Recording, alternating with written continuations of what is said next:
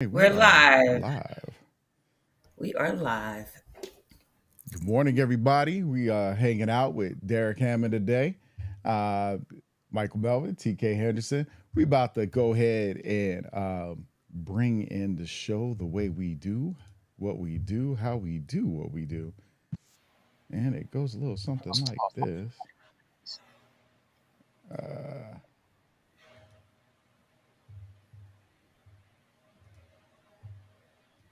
there we go. Hey, welcome to the Saturday morning indie industry shop talk, hosted by the Black Filmmakers Lounge. I'm your host, Michael Melvin, and my co-host is Tamara TK Henderson. Our special guest today is Derrick Hammond. The Black Filmmakers Lounge is where independent filmmakers, well, novelists and professionals come together to gain insight, perspective through education, information, networking, and to discuss industry best practices that would advance the Black interdependent film community. Welcome. Good morning, guys. How are you guys doing?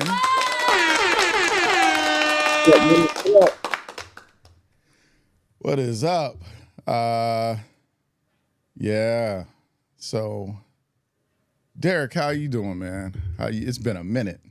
Yeah, it's been a minute. I feel good this morning, man. I'm glad to be here. That's awesome, bro. Yeah, you've been filming, Yeah, just right? got done a couple weeks ago filming a movie called Gina. Oh, congratulations, man. Gina, is it a horror? No, this one is more like a suspense thriller drama. Oh, okay, cool.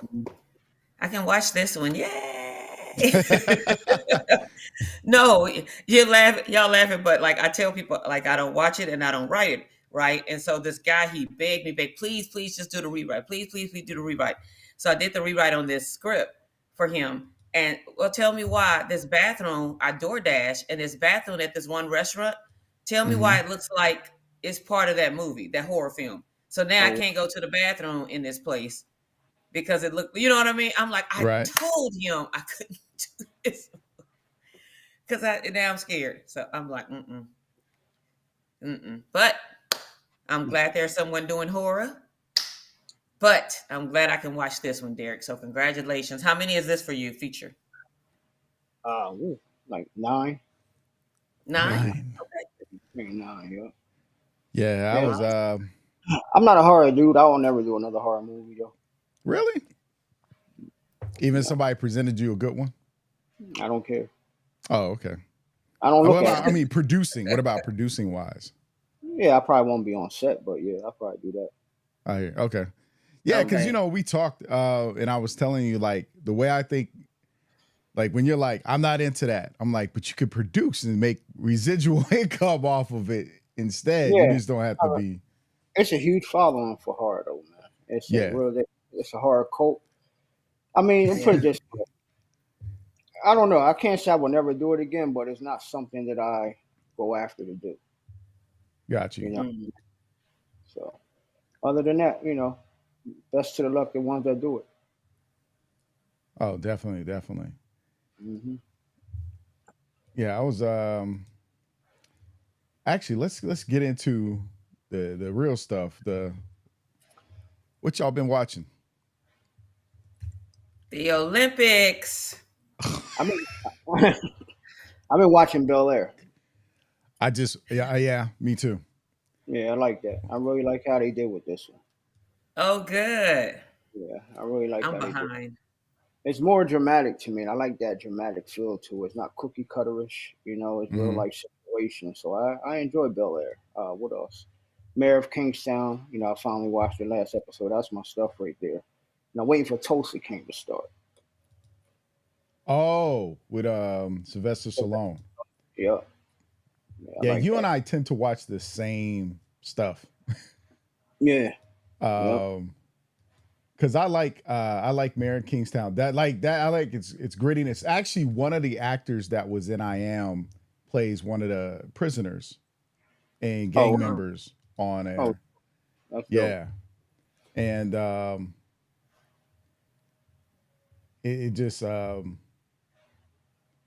yeah, for me, it's I like that show enough. I'm like, man, it's kind of how should I say it? It stands out. Oh yeah, I like the grittiness of it. That's the type of movies I like doing, so that's why I enjoy it. Yeah. Um, Bel Air, yeah, I like it. I like the twist, Hmm. and I won't, because this season, um, it seems like there's more stakes involved this Yeah, season yeah, it than the is. previous season, but I they think, Mm. built up on it. yeah, yeah, and they really like hit home with a lot of like issues that we can identify with. Yeah. Oh yeah, yeah, yeah, and definitely, and that I think that's a. I like there's stuff in it. I'm like, man, I want to show this to my students in Yeah, season 3. The stuff they're kind of talking about and stuff. Um, so yeah. All right, TK. Thank you, Derek, for sharing. By the way, brother, hmm, what have you been watching this week? The Olympics. We traveled this week, so we were traveling. My mom is a sports fan, so we just watched the Olympics like the whole time. Um, any break we get since we were on vacation. But yeah, that is the only thing I've watched is the Olympics, Mm. All right, I saw and some then of the work. So Olympics. There's so they this. had the yeah they had the break in though, which was interesting. So I have to finish watching it, but I have to finish watching the break-in part. Like, yeah, so I'm pretty sure y'all seen all the memes about that Australian woman. It you know, it was the break is it was not coming back in 2028, Because of her. probably so. I mean, but like when you look at it, like these young people, 17, it was like somebody that was 40 or somebody like was kindergarten teacher. They were really they did good. She was Mhm. the only one that made it look like a joke. And I that's what happened. mean, Yeah, oh my she goodness. messed it up for everybody, man. Yeah, I, they were like, they were the commentators. Well, it was a couple of things, but the commentators were like, that was a very creative round by Raygon. Like, because when it first started, they were like, what is she doing? We don't know. But they had like people on stage, like MCs on, I mean, like masters of ceremony or whatever, or MCs on stage. But they looked like they were trying to be funny, but we couldn't hear nothing they were saying because the commentators would I just talk, chop in, and then we Right. couldn't hear the music they were dancing to. You mm, could, like, you know what I mean? So they didn't they ain't they showcase. didn't Well, they didn't showcase. yeah, so it wasn't just her, it was the way they showcased it too. So, Mm, yeah. Yeah. If you are joining us, let us know that you're here, so that we can say what's up. And if you have any questions for Derek, any topics you want us to kind of dive into just a little bit, because we are going to be talking about producing and directing. But of course, with Derek, we can talk about a lot of stuff because he be behind the camera as well, and editing and everything. So just to let you know. So, all right. I got a question I'm going to throw out there. We can start with you, Derek, and then TK. What y'all think about what Paramount is doing with shutting a lot of stuff down, mm. like MTV? And what do y'all think about that first? Truthfully, Mm-hmm. I don't care. It don't Okay. affect us whatsoever. You know what I mean? Mm-hmm. But that's good. They shaking it up. Hopefully, it comes out better when they decide which way they want to go. But it's not going to affect neither one of us. You know, so I don't really have no say so into it because we don't know Okay. what goes on in the boardrooms, what is really going down. You know what I'm saying? We can only speculate what people say, what we hear. Mm-hmm. But than that, it don't have nothing to do with none of us. So sometimes they know big companies need to like fall down just to get back up, and hopefully they do right the next time around. Okay. All right. Thank you on that. TK, you got anything on that? Or I had so I was keeping up with it somewhat, and then it's just so much that I'm like, okay, Paramount's selling, Paramount's not doing good. So I didn't even know they were shutting down those entities, because the last article I seen, I just kind of like, okay, but I didn't see that they were shutting down MTV and all that. Um, I think it's kind of like life. There's a season for everything. So Mm-hmm. it's like if you guys couldn't make it happen. I got something right on my face. So if you guys couldn't make it happen and it didn't go with the sale, if the season is over, the season is over. Of course, yes, it does put a lot of people out of work. So Mm-hmm. those people do spill over into the independent world when they can't, which a lot of them are, of course, right now, because there's not as many in the last year, well, since the strike, there's not as many productions going on. So a lot of them are looking for work in any place. So there's a lot that would be a lot more spilling over to the independent side because of the job lost. Okay. Is it Um, wait? Is it the corporate part you're talking about, or the people they underneath that? shut down MTV. I think VH1 is going, like, they are shutting down a lot of the stuff. They took down all the old MTV stuff. So the connections you had to what MTV really was, Hmm. that's gone, right? That's Well, going to be gone. I think MTV needs to be revamped anyway, because they really It, they, haven't. they've done that. Like, to me, MTV looks like BT, TV1. They all started really just showing movies. You see less music videos and stuff, period. Yeah, Hmm. They have those third, secondary, fourth channels like MTV3, MTV4, that have videos. But for the most part, actual MTV, it's really reality shows, movies, of course the awards. hmm Same thing with BET, right? Uh, so I think it's interesting because it shows. I think the dangerous part was changing what they were known for, thinking they adapt to a newer audience, and that newer audience is watching music videos. I mean, you can't. It's a hard thing because it's a catch-22 now that you think about it. The newer audience is watching music videos on YouTube.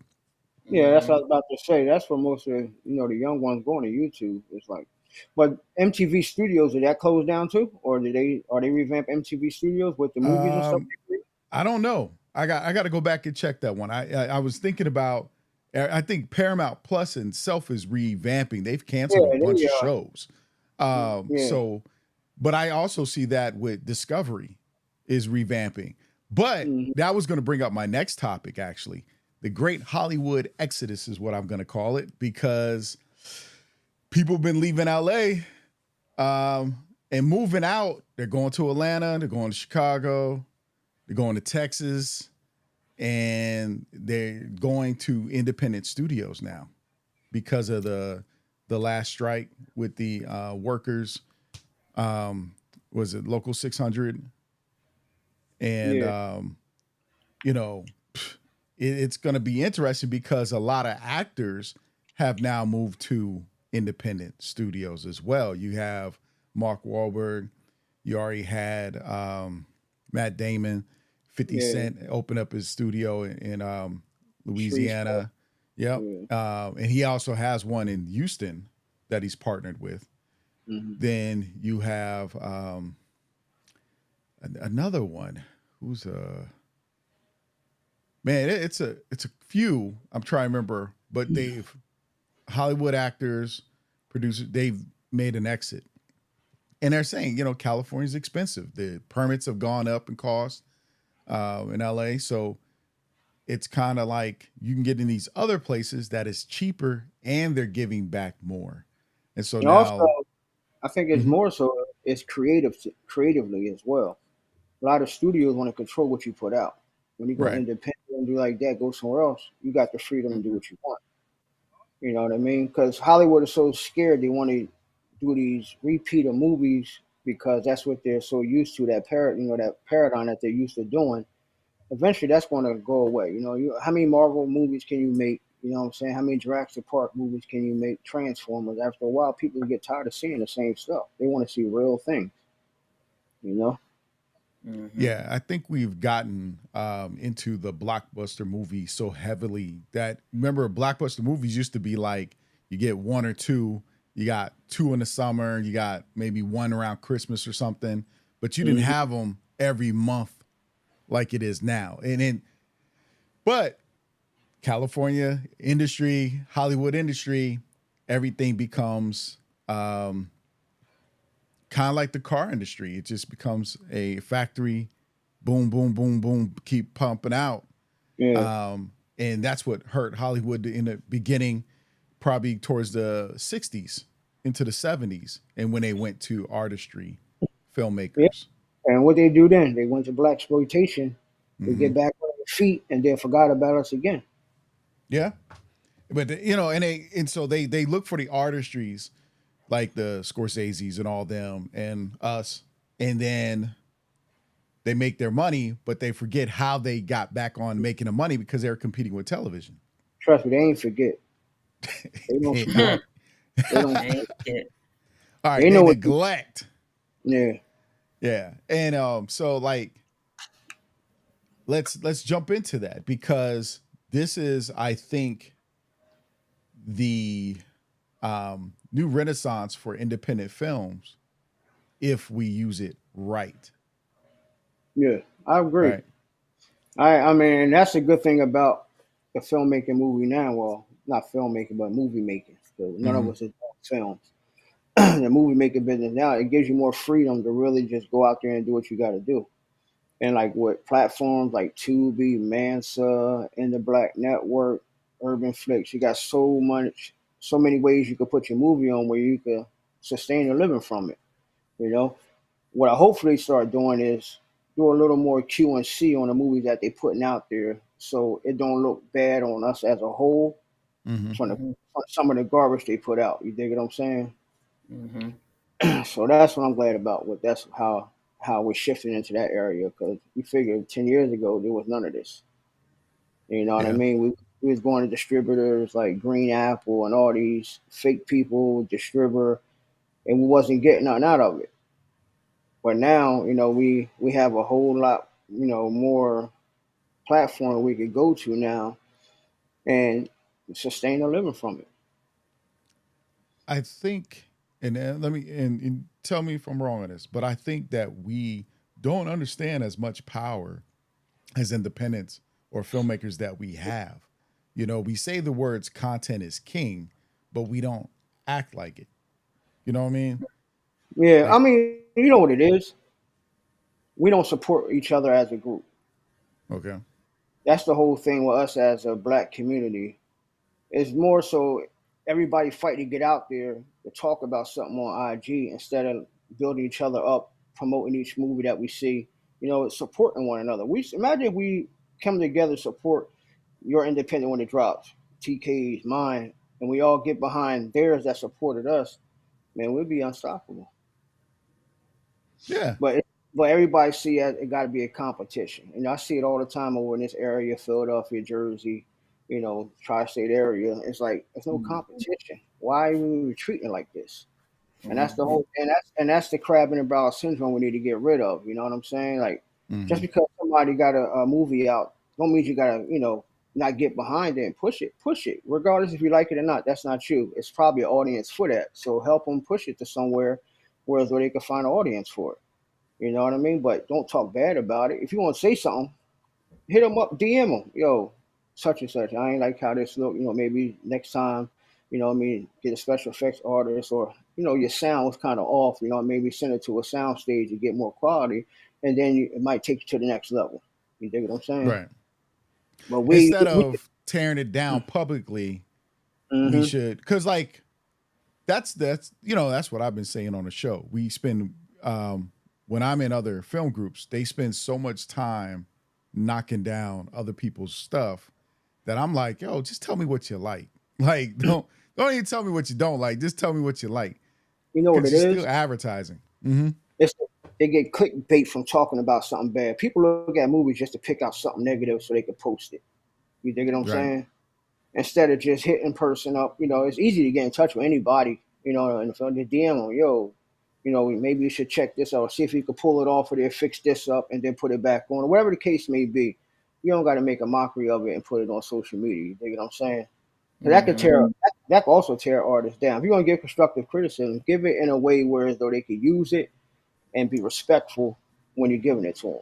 You dig what I'm saying? If you do it in Yeah. public, you know what I mean. So that's the whole thing. That's the only thing I got about how we are as a community is like we look for stuff to tear people down on instead of looking at it to enjoy the movie.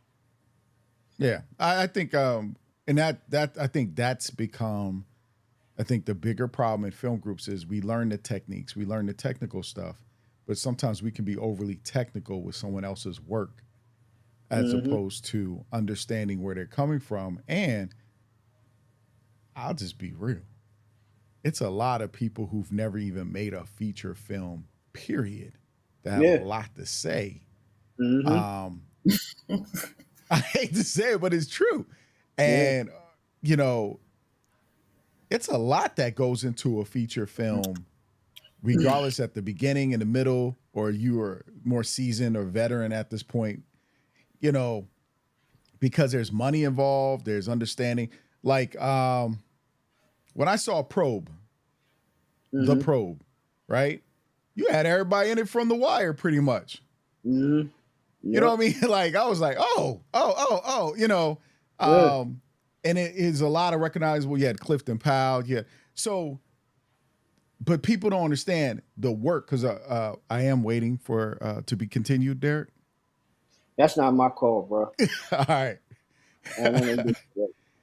Let me but tell you, we did that in 2018, okay. Mm. Oh wow. and All right. yeah, we did it a while ago. You know what I'm saying? Like when I did that for the brother that wrote it, Tez, I caught a lot of favors in. Cliff, Gary, Anthony Grasso, Neil, Jasmine Burke, Dennis White, JD, Trey, all these people did favors for me. Mm-hmm. And I'm like, instead of just doing a pilot, shoot a backdoor pilot where it's almost like a movie. So just in case you don't sell it, whatever you're trying to do with it, you got a movie here. Hmm. Right. Sometimes they listen, but they don't listen. And now it's like it's not there, that energy that once was when 2018 was doing it. Okay. So now and like I don't know how it's doing because I'm not privy to the information. But Oh, okay. Because you yeah, directed it yeah, I and direct. produced on it. Yeah, but I put it together. They did it. It's their production that done it. You dig what I'm saying? Okay. So I don't have the information. I ain't do distribution or nothing like that. You know what I mean? So I don't know what's going on with it. But in the meantime, you should be ready to lock and load and get ready to finish the series out if that's the case. Yeah, if it's a series, because that's what it's on there as a series, Hmm. and that's a Yeah. tough thing. Like researching Tubi and checking it out and talking with you, like a series is a good thing if you have a series, Hmm. right? Because that's more watches for the material if you put Yeah. it all out for people to watch. That's a lot of binging. Hmm. So that's going to give you them Tubi views that you Hmm. want and residuals from every episode. Yeah. Um, but a series is actually very costly, Yeah. especially of a I mean, high caliber. they, Or they got they got the money to do it. It's just a okay, matter. It's a matter of getting the scripts done to write. Write the scripts. You Hmm. know, okay, and we could have done that years ago. You know what I'm saying? But sometimes when you're dealing with certain people, they got different visions and different aspiration how they want to go with it. hmm, I'm like, you go and take this to a studio, or whatever. They try to buy the script from you. You're not going to have no control over it.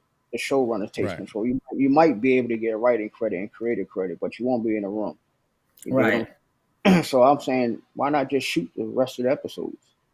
You know what I'm saying? And I don't know if he wrote them. We still trying to see if he said he wrote them. He's ready to go back in production. So hopefully too, because it has some star quality in it. This was like say 2018. We had all these people. Imagine where it dropped then, how the numbers would have been crazy. But that's when Tubi was like really about to jump off. Right before the pandemic. You know. Hmm. yeah, and that's the thing. Because how do you feel about these stigma that people are throwing on Tubi movies? They're calling it Tubi. I hate the term Tubi movies, by the I way, hate the term but Tubi just the movies. lack of You gotta understand that's a cultural thing that we do to belittle. So that's like saying, "Oh, I see you got your little business going on." You know what I'm saying? mhm, So that's Mm. what it. That's what it is. Even like when you say all these Tubi actors, man, these Tubi actors getting $1,000 a day. You know what I'm yeah, saying? They be getting more than some of these Hollywood so-called Hollywood actors is getting. because they a draw. You know what I'm saying? When they go on there, most likely they're gonna be most popular list within a week. You know what I mean? Mm. You get the right one on there, like Yeah. Gina, the one I did with Crystal Doll. She got a huge following, bro. I can't wait to get that movie done and see what the numbers are going to do with her and her boyfriend Denzel in it. Okay. I'm telling you. Yeah, so it's like I mean that don't bother me. At first it did. Like for instance, a white person of mine, you know that I know, close friend. He's in one Mm-hmm. of my movies. He thought Tubi was a black channel. Whoa. I'm like, nah. I said you might see it all on there, you know, us on there because we promote our stuff on there. I said y'all need to get on board. You know what I mean? I said, you notice we got a lot of Tubi pages with black content, so you know, supporting each other. I said, I don't see no white Tubi pages. I said, if y'all will start that and promote your stuff on that, y'all probably numbers will be up there as well. You know what I mean? There's no Mm-hmm. white Tubi pages to promote. You know, I'm just saying like white lead movies. You dig what I'm saying? That's what Mm-hmm. I'm. Yeah. And I'm saying, no, it's not. Fox owns that. I said, why you think it's black? He said, that's all I see on there. I said, no, that's all you see on there because that's what we put on there.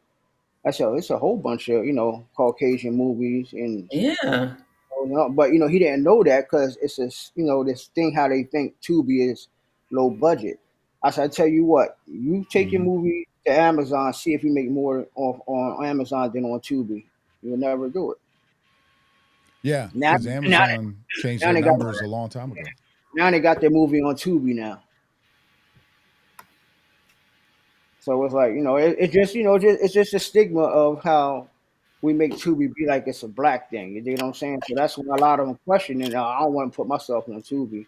Okay, well you go ahead somewhere else and see if you make the money. You might get $1,000 a month here and there. But I seen checks, people's checks for like 2,500 a quarter.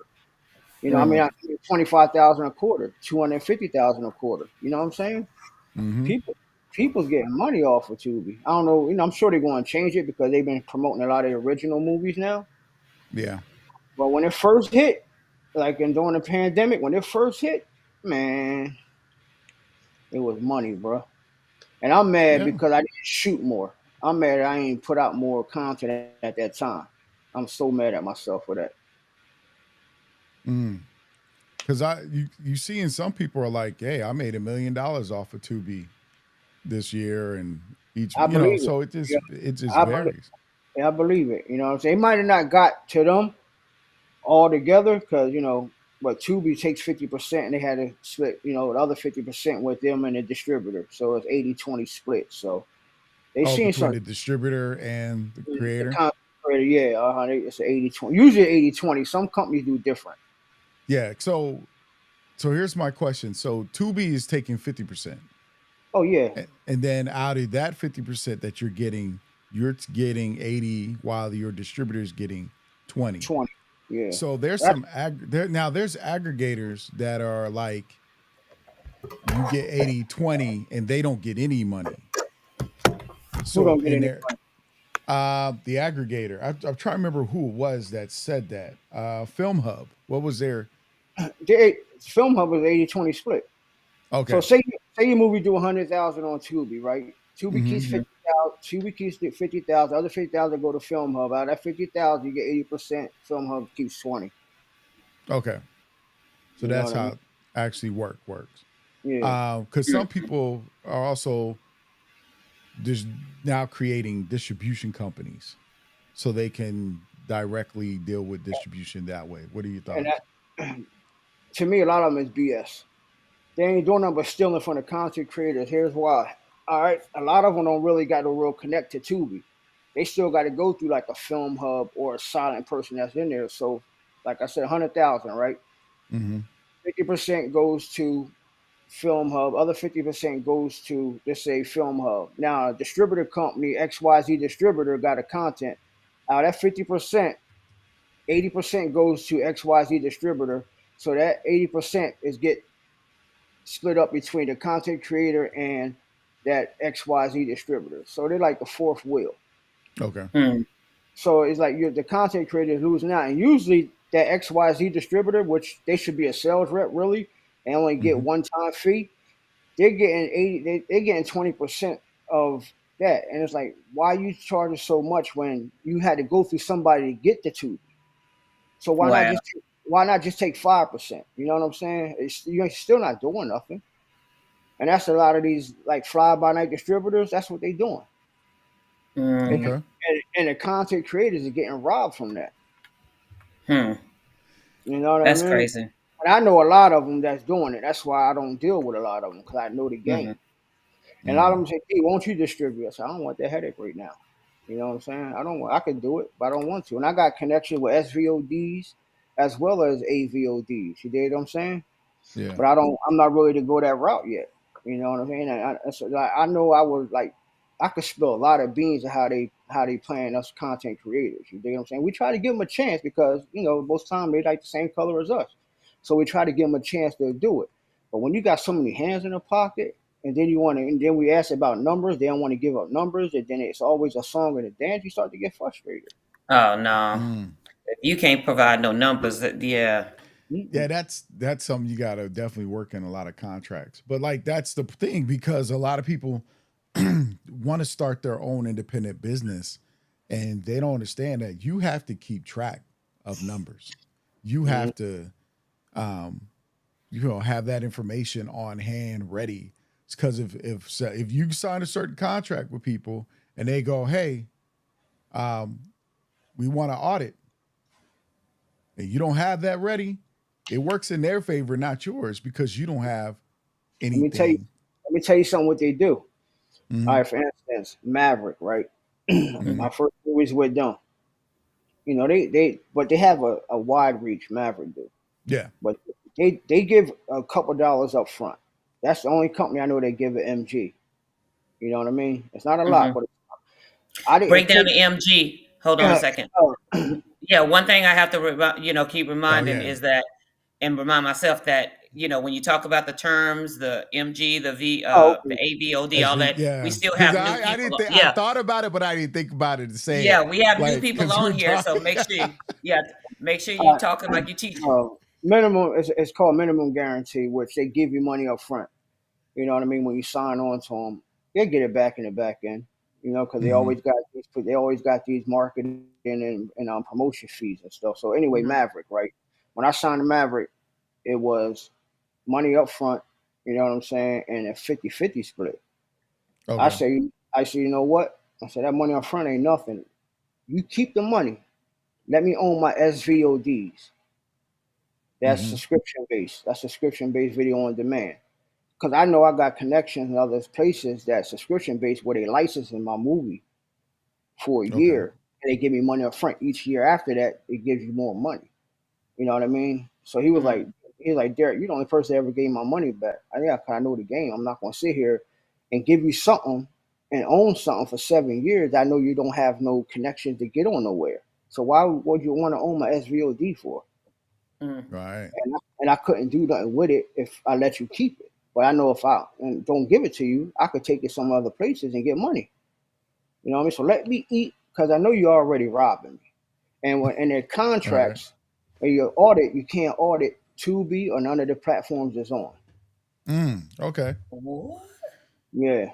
A lot of distributors got those in the contract. If you audit them, you can't audit Tubi, Amazon, nothing like that.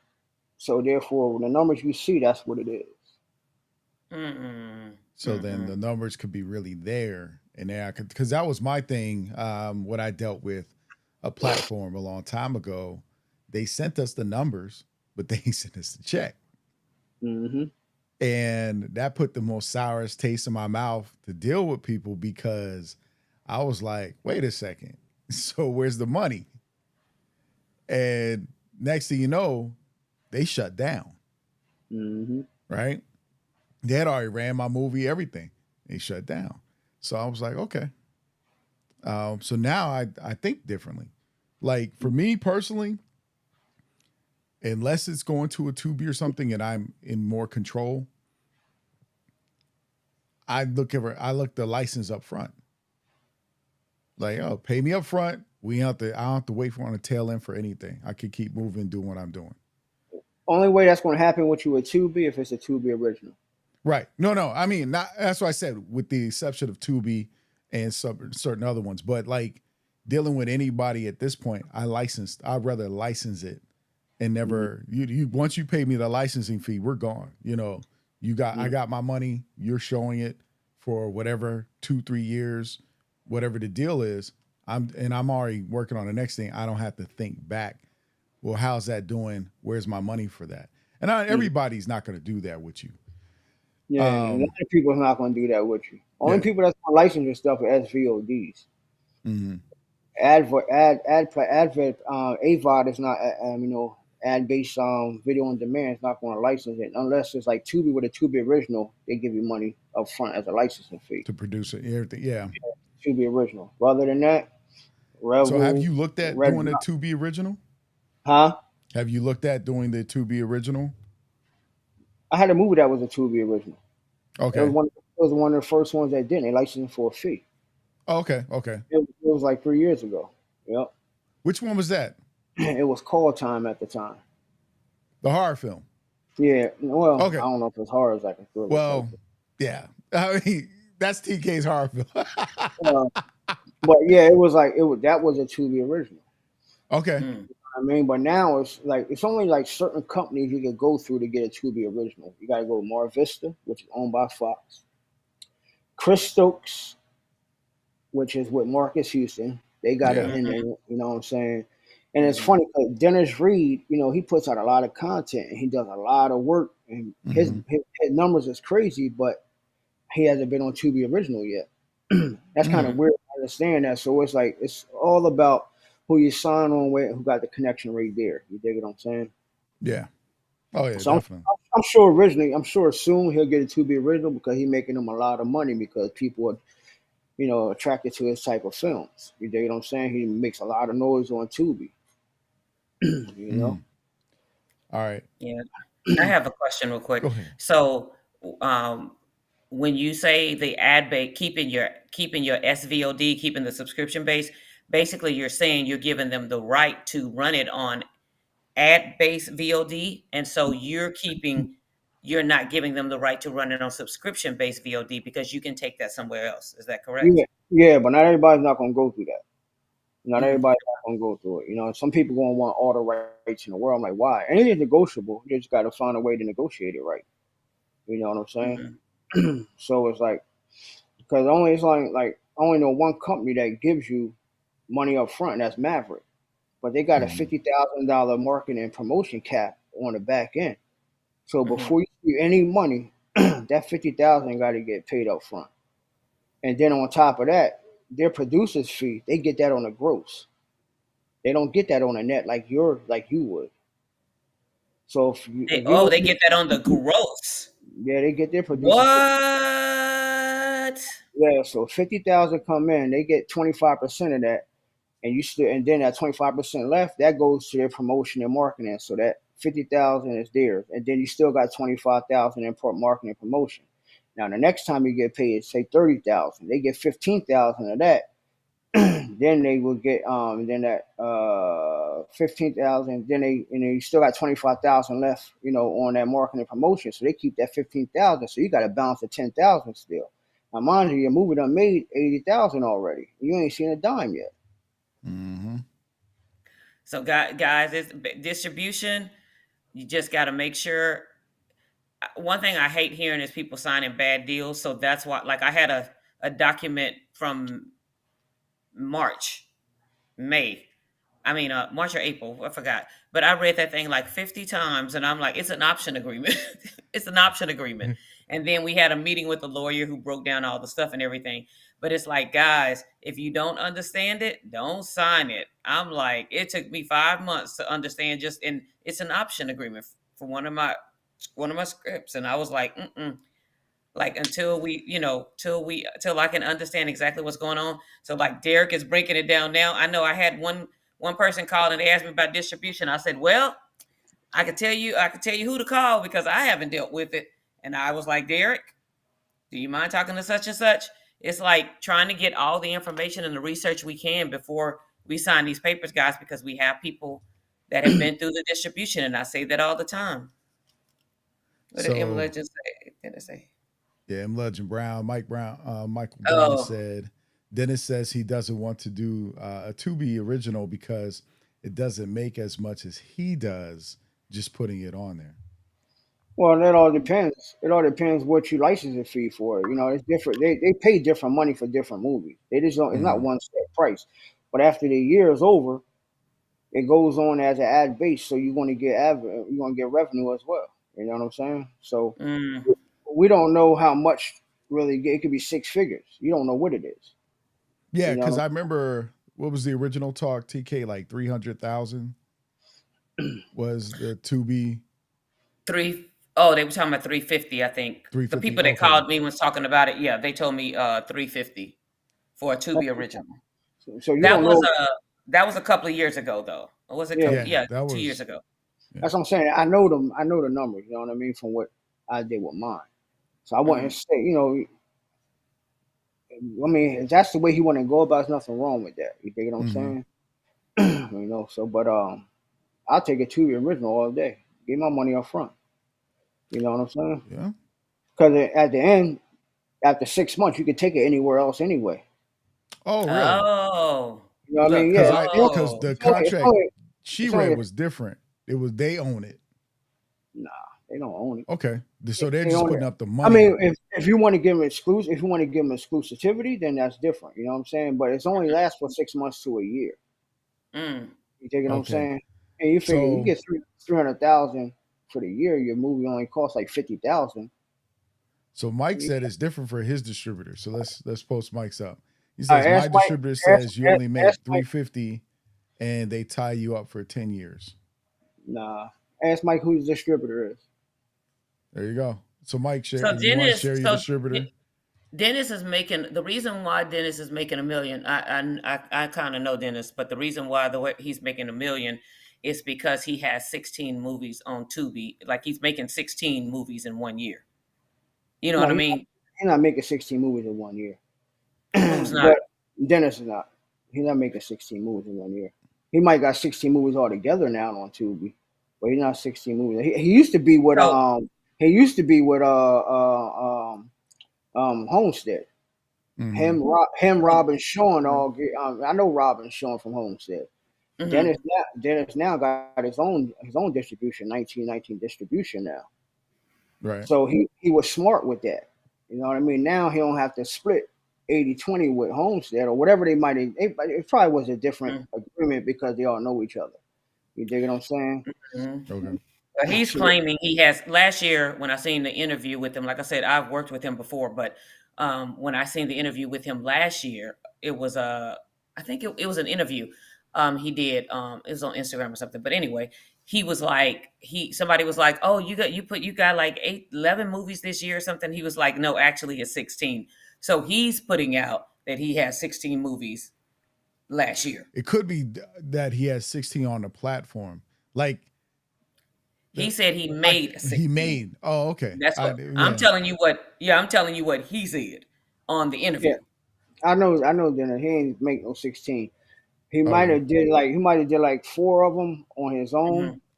and he might have produced some more. But I know he ain't put out. I know he ain't do 16 on his own last year. No, he's what he's doing is investing money in like Oh, he's other Yeah, producing. people. he Producing. produced. Yeah, Yeah. Yeah, produced. he's Yeah, the executive producer, Yeah, so yeah. so he'd yeah. go fly down So or whatever. technically He'd he fly down. has what he's produced into since we're talking about producing. Yeah. Yeah, Mhm. yeah, he might have did that, produce other movies that other people did, you know what I'm saying, got behind it, you know what I And that's mean? the residual income.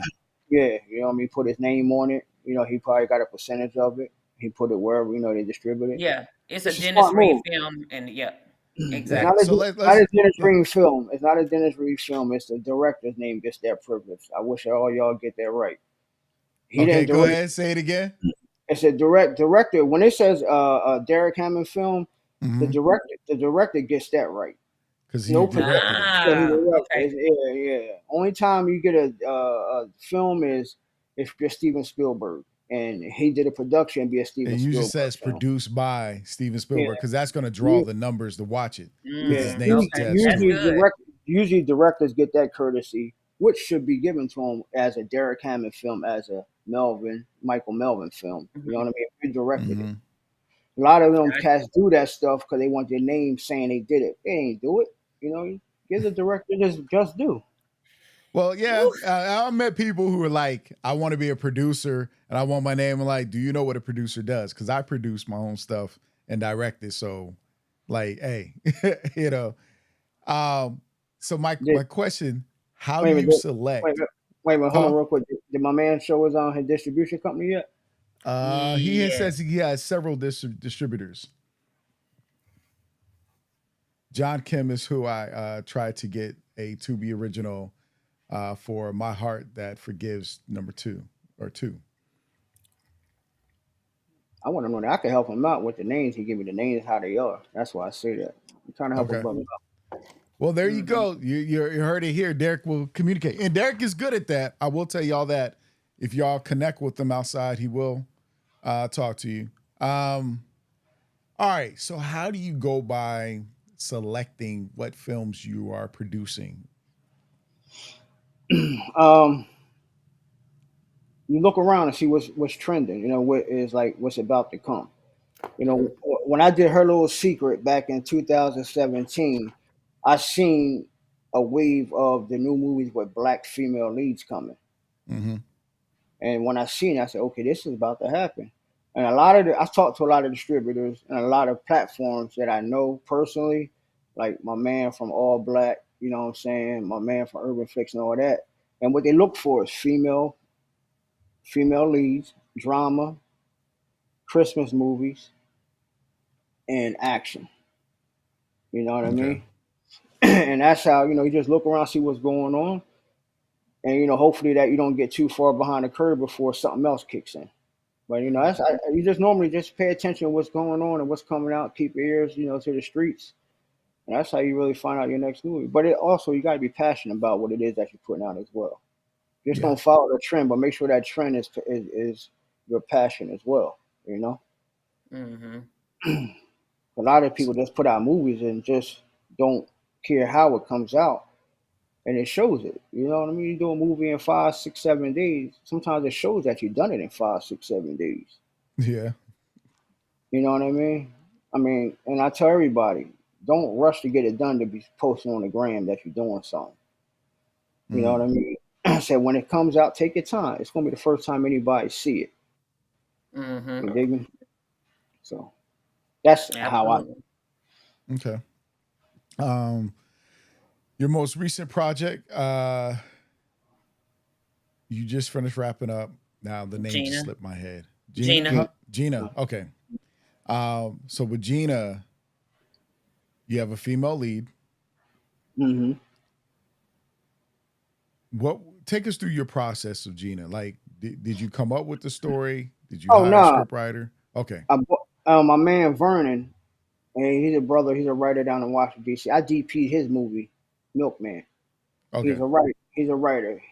He hit me up asking me about he got a script. So I said, all right, cool, let me see it. You know what I mean? I read it. I said, okay, yeah, I can like this. You know what I mean? I sent it to my partners, Dave and Devin, let them check it out. I like the twist. And then, at the time, the actors, we didn't have nobody in mind, but Dave said, yo, let's get Crystal Doll as the lead because she's popping right now. Okay. I'm like, all right, cool. You know what I mean? Then we got, while talking to her, she was like, yo, Denzel would be perfect as the nemesis, as, the opposite playing a role in me. I said, all right, cool. And then from once you got the two leads, I got my girl Devin from DC, Devin Nikki. Sounds familiar. Yeah, I got Yeah. her, and got my man Wante, my man Chuck. We just start filling the pieces after that, and it just came together. But it's definitely a dope movie. Okay. Definitely a When dope movie. you're in the editing stage, right?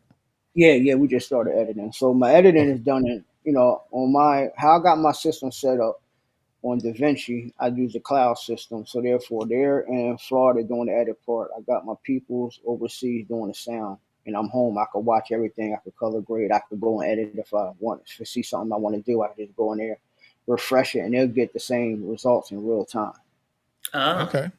Yeah, so I don't have to go nowhere. You know what I mean? I can see everything that's going on, the progress each day. Send messages, and you'll put this clip at the end, or take this clip out. Use this clip from scene such and such, take 3 instead of take 2. I like the reaction of that one better. So So when you're filming, Hmm. what is your process of filming? What is your I'm not gonna say what your set looks like, but behind the scenes, Hmm. when you're directing, you got after your camera person's shot, who's working with you immediately to get everything together? My first AD, Dominique Janelle. She usually works with me a lot of my films I do. She's my first AD, so she knows how I like to work. She knows how I like my set ran.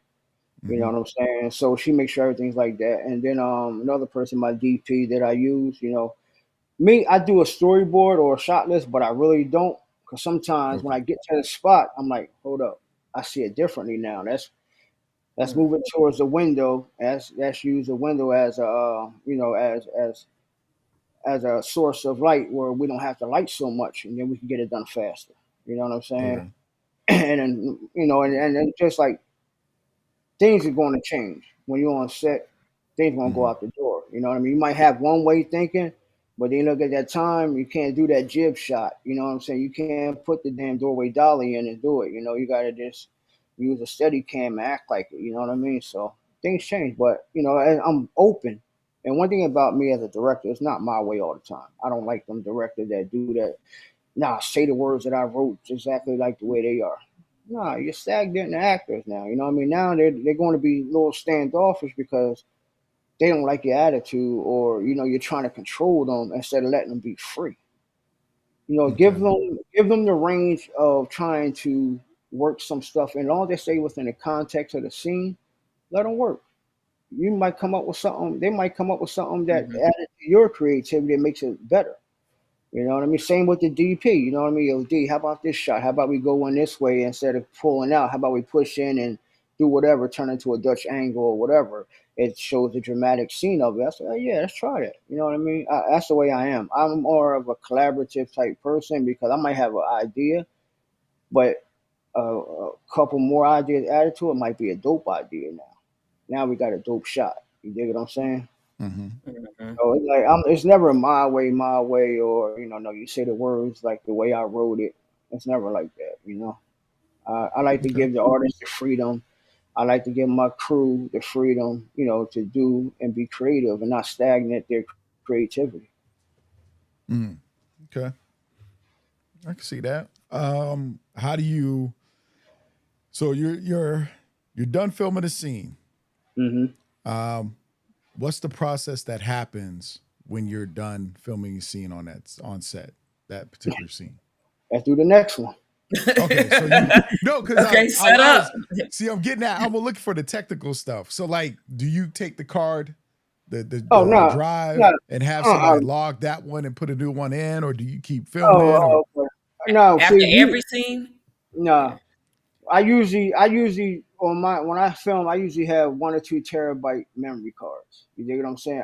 After Mhm. every scene, because it's gonna take time. It's gonna take 15 minutes to download 6K footage, raw at 5.1 red. You dig what I'm saying? It's gonna Mhm. Yeah. take too long. So why take that time when I could just lunchtime? I could eat and I could look at the dailies while I'm eating my lunch on my computer on set.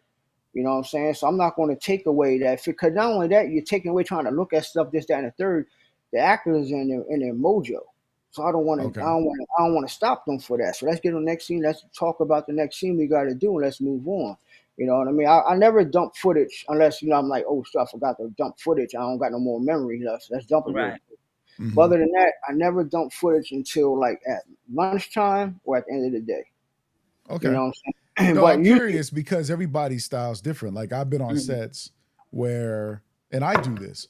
I have multiple cards or yeah, yeah, drives, yeah. Yeah, I was about so to I say that. just take the drive, give me this one, go download that one to the bigger drive, and then clean Okay, it. yeah, no, no, we do that. I do that. I Okay. do. Yeah, I do. My cards, but I don't go look at it. I just give it to my DIT Oh, and let okay. him Yeah. go Yeah. do it. DIT, digital imagery technician. In case somebody didn't know, they the people that There you dump their cards and organize the scene numbers on the cards and stuff like that. Put them in there proper, and also they can look at the footage at the same time, make sure everything is played right, make sure they got it on, and you dump it on the master, and the backup. You know what I'm Yeah. saying?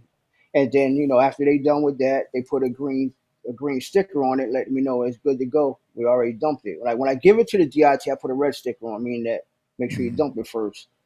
You know what I'm saying? When they dump it, they take the red sticker off, put a green sticker on, let me know it's good to use again if I have to. There you go. See, that's what, because I want Mhm. the newer filmmakers to understand that, because when I get that call and people be like, I don't know what to do. And I'm like, what do you mean?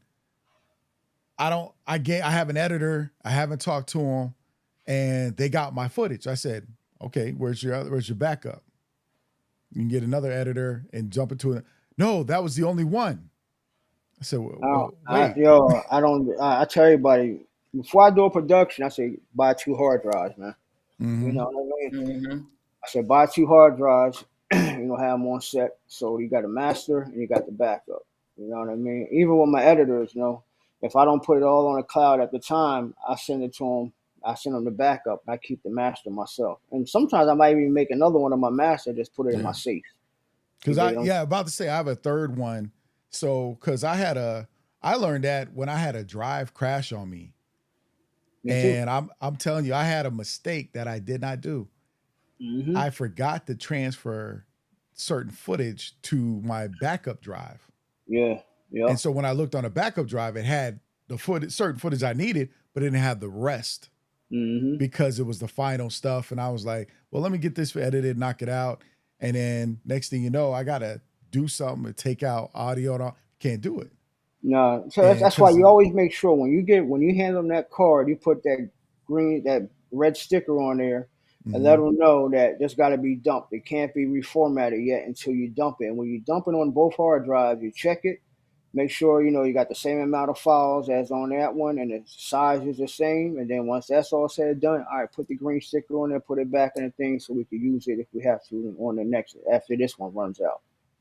okay. You So the know, cards you're talking about that you use for each scene, what are the cards?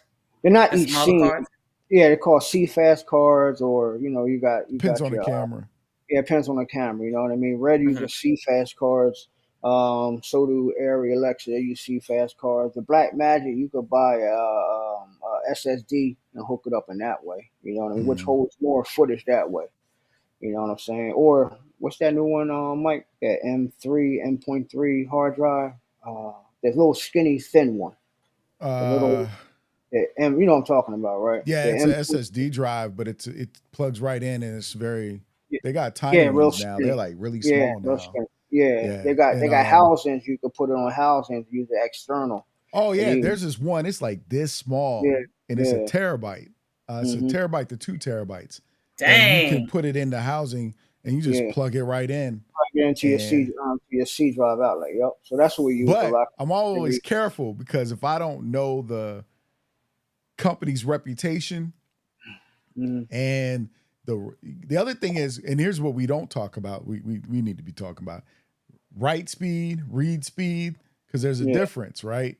Mm-hmm. You want Mhm. higher writing speed for shooting, Mm-hmm. right? It's like somebody says, well, what kind of SSD card? I mean, what kind of SD card would you get?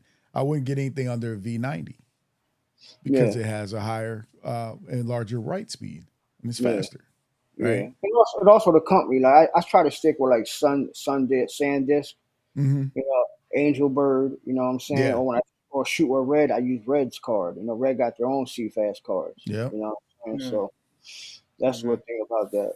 And then it also depends too, because where I used to shoot both on a card and I used to use my Atomos. So Mm-hmm. I would get the footage twice one on a card, one on Atomos, and a proxy. Because you had Mm-hmm. usually in the camera you had 2 card spots. So my secondary was my proxy. Yeah, Um, the good thing about Black Magic now, they record the raw and a proxy at the same time. mhm. And even with Red, you know what I mean? I'd rather just shoot the raw and I make the proxies my own self. You dig what I'm saying? Yeah. Mhm. You know what I mean? And then, like Atomos, I don't record on nothing like those Atomoses or the Ninja. You know how they got the cards, you can put it in there. Hmm. I was never the one to record that stuff because you only get but so much. You know what I mean? It's not the raw, but it's a footage that you can use. But I don't think that's a step that is not necessary to me. Well, because you're using, hold on, well, let's say what you're using, because you're using cinema cameras, number one, Hmm. right? Where, well, even if I use cinema camera, I use the Atomos because I wanted a larger screen too. But Oh yeah, it's nothing wrong with it. I'm talking about Yeah, yeah. I don't record No, footage. yeah, yeah, yeah. No, what I'm saying is though, but like the new guy that comes in, right? Hmm. That Atomos is a good tool because if you're using a DSLR camera, Yeah, you can shoot because the raw. like I hate DSLR cameras. I have them to play around with, do short, quick things, but Mhm. I'm not going to shoot a feature. I'm going to shoot that on my cinema camera because one, the cinema camera has a fan that's to keep it cool for a purpose, Yeah. and I Hmm. get it. DSLRs, which opened it up digitally for a lot of us when that Yo, Canon 7D and that nah, 5D hit that yeah, market. there you go. 5D Mark II. That's my first camera. I'm like, wow. 5D Mark II. The sensor was bigger than the Red One. Mm, I don't think they knew what they was building when they built that first camera, 5D Mark II, because that changed the game. yeah. That changed the game. Anyway, I just want to say No, that. yeah, no, yeah, yeah. And that's the thing because all right, so now you've done set, you filmed, you got all your stuff, Hmm. you've edited. What's your process as a producer once you got it locked? What do you do from there? After I got it locked, I sent it to the Mm-hmm. sound, the sound stage. I sent it to get mixed, mastered. Mhm. Um, Sometimes if I don't do all the sound design or the Foley work, I have them do it. But Okay. most like once I get it back from editing, I always go back and tweak. I always put that come back and put the sauce on it. So I end up probably putting Foley's up in it, you know what I'm saying? Putting music in it that just to help time out there what I like, you know what I mean? Just to have it there before I send it to my composer to put their music involved in it. And like certain songs that I want, I let them know don't take these songs out, keep these in it. You know what I'm saying? Mm-hmm. And then after that, and then after that, just it's locked and loaded, ready to show. All right. Speaking of music, because on the probe you were the music selector. Hmm. You chose, you were the person in charge of the music for it. So what's your process on that? Usually, I put out an email, for independent art. I try to give independent artists a time to shine at that time. Send all your music in, and then as I go through it, I listen to the music. I say, oh wait, this might fit this scene. You know what I'm saying? Or this might Mm-hmm. fit this club scene. If it's a club scene, I like the beat of it. So it's a lot of variables that go with it. I just don't throw a song just to throw a song in there. You dig what I'm saying? Right. I try to have a meaning for, especially I'm not gonna put no doing trap music song and somebody crying. You know what I'm saying? Mm-hmm. Where you know what I mean? That's just not me. I'm gonna give something. Actually, I would rather have somebody score that scene when it's a dramatic scene instead of putting a Right. song. A lot of these movies, they look like one big music video. They got all these songs in it, but I'm like, where's the score at? You know what I mean? No score, no Mm-hmm. Hmm. nothing. Like, come on, it's one big music video. All they hear is rap, rap, rap, rap, rap, rap. You know what I mean? I'm like, Yeah, I think but we come from it's a hard place because we come from an era that the soundtrack was sometimes bigger and better than a movie, In the movie, yes, or it set the yes. tone for the movie. Because then mm-hmm. you heard the soundtrack, you're like, wait, it might not be a bad movie. Let me go watch this. And You that's the know. whole thing. That's a good. If you got a dope soundtrack, cool. Just don't throw music in just to throw it in there, though. You know Mm-hmm. what I Right. mean? Make sure it's moving that scene forward, or it's pushing a story forward, or it's playing another character. You dig what I'm saying? That's the whole Yeah. thing with music. You got to make sure that music is either playing another character to help the dramatic climax in that movie, or it's telling something, or it's enhancing like montages and stuff like that. Make sure it goes with the montage. Hmm. You Mm. know? Okay. Absolutely. Uh, so now you got the music, you got it. It's totally locked. It's ready to roll. Hmm. Distribution. What do you? How are you? How did you plan or figure out distribution? All right, first I'm gonna go to my SVOD company that I know. Mhm. Okay. You know what I mean? See if they want it, if it fit their platform. They fit the platform, one might fit it. Okay, cool. What I like about SVODs is that they give you money up front. They license it for a year, but Mm-hmm. it's only like I said, a 6 month holdback. So once that 6 months is up, I could put it in AVODs or anywhere else. You know what I'm saying? Amazon and stuff like that. So by that and it's not exclusive to them.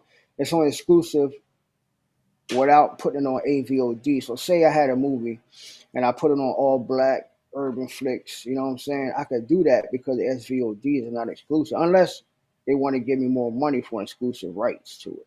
Mm-hmm. Okay. You know, other than that, it's just a 6 month holdback. And I say, cool. You know what I mean? I'll wait because at that time, it's going to take time to get on them other platforms anyway. Mm-hmm. You know Mm. what I'm saying? So that's how I know. I like to hit the SVODs first to get that money up front.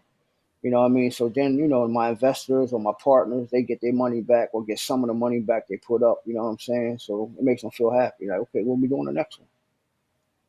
Yeah, and I think that's important to think about because that return on investment is key to keep people wanting to reinvest and put it into the next project, and that's how you actually build a company.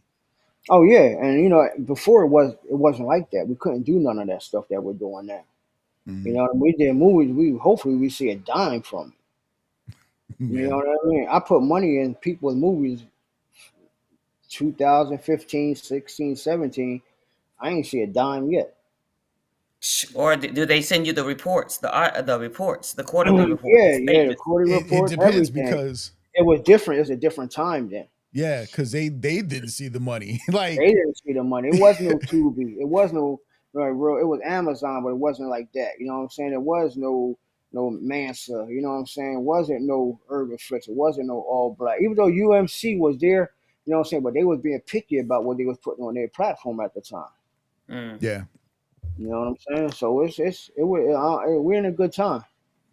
because yeah, I'm about to say this is like the platforms are actually the ones facing the bigger problems when we all think about it. Look at HBO Max, or Max, Paramount Plus. We talked about earlier. Disney Plus still isn't up to bar. They're the two current biggest streaming platforms right now. Two. There's a third one, but we already spoke on the third one. Is YouTube and Netflix, Hmm. right? Tubi is surpassing the others that you're paying a subscription for. So you got a free site that their numbers is killing it. I'm Mm-hmm. Disney, sorry. Tubi is underneath Netflix, but mm-hmm, it's not by that much though. right? It's not by that much. It's like the margin is really closing down. It's really. I think Tubi probably get like between 50 to 70 million viewers a month. Yeah, I mean, you Okay. got to think about it, and that's the thing that it's a market of it's free. Hmm. First of all, right? It's using ad base. This is what we did when we had television. But if you are a subscriber that's paying for a service, and the reason you originally paid for it was not to have commercials, and they kept going up in cost and cost and cost, and to get the cheapest where you started now, there's a bunch of commercials. Hmm. So you're just paying for TV all over again. And you're But paying So for TV all over. but that's how you get most of your money from the commercial. I don't mind, The sitting through. ads. right, no, but I'm saying to the subscriber, Hmm. what helps is the Tubi is free. Yeah, You're like, yo, I'm paying for Netflix and I gotta watch commercial. No, like you either gonna pay more or cancel. yeah. I didn't know Netflix have show ads now because every time I look at Netflix, I don't see no commercials. So I must got a different type of payment plan.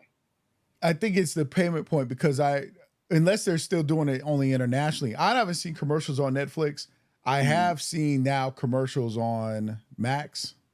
I've seen commercials on Paramount Plus, Paramount Plus. Yeah. Peacock, and I was paying for the service that didn't have commercial. And now we were watching Bel Air, and commercials started coming on. We're like, wait a second, Mm-hmm. what's going Well, on? that's the way they're going now, though. Yeah, They're getting more money that way. You know what I mean? They ain't really getting no money. I mean, you could go. I mean, Peacock is what? How much is that a month? $5.99 now, something like that. I pay $2.99. Two I ninety pay nine. one. I'm Right? locked in I at pay $2.99 $1.99. because I got Yeah, in yeah, at a certain place, and I'm locked in for a year, and then after the year, it jumps up. I think it yeah. jumps up in September, October for me. Okay, yeah. So I mean, Mhm. they're not bad spots, but you figure you put your stuff on Tubi, Peacock TV, uh, Freevee, Hmm. um, Pluto. Pluto. What other one? Plex.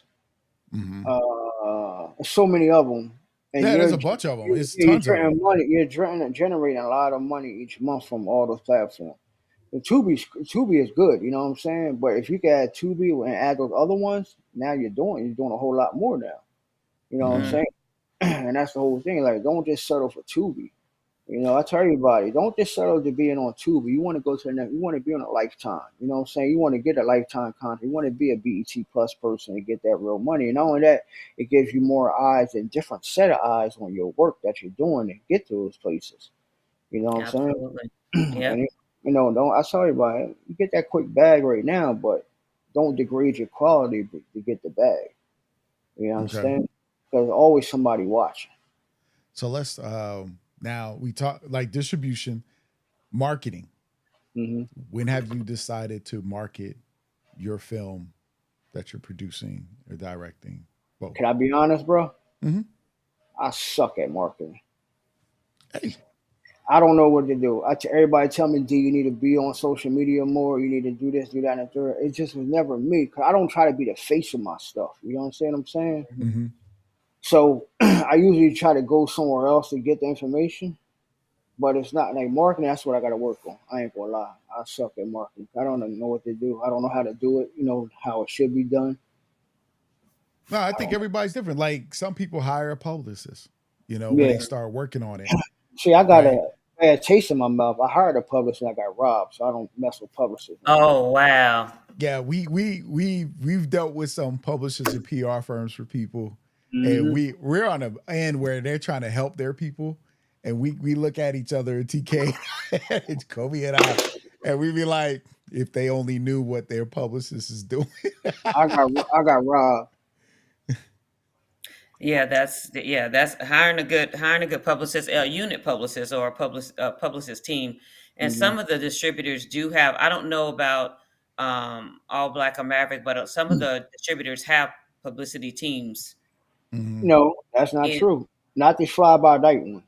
No, Okay, they don't have no publishing team. They no, that's what I was saying. Some of them do, but Film Hub, they want you to promote your own stuff. They give you a yeah, paradigm of how to do it, but indie rights, put your own stuff. Homestead, they might do it here and there on Instagram.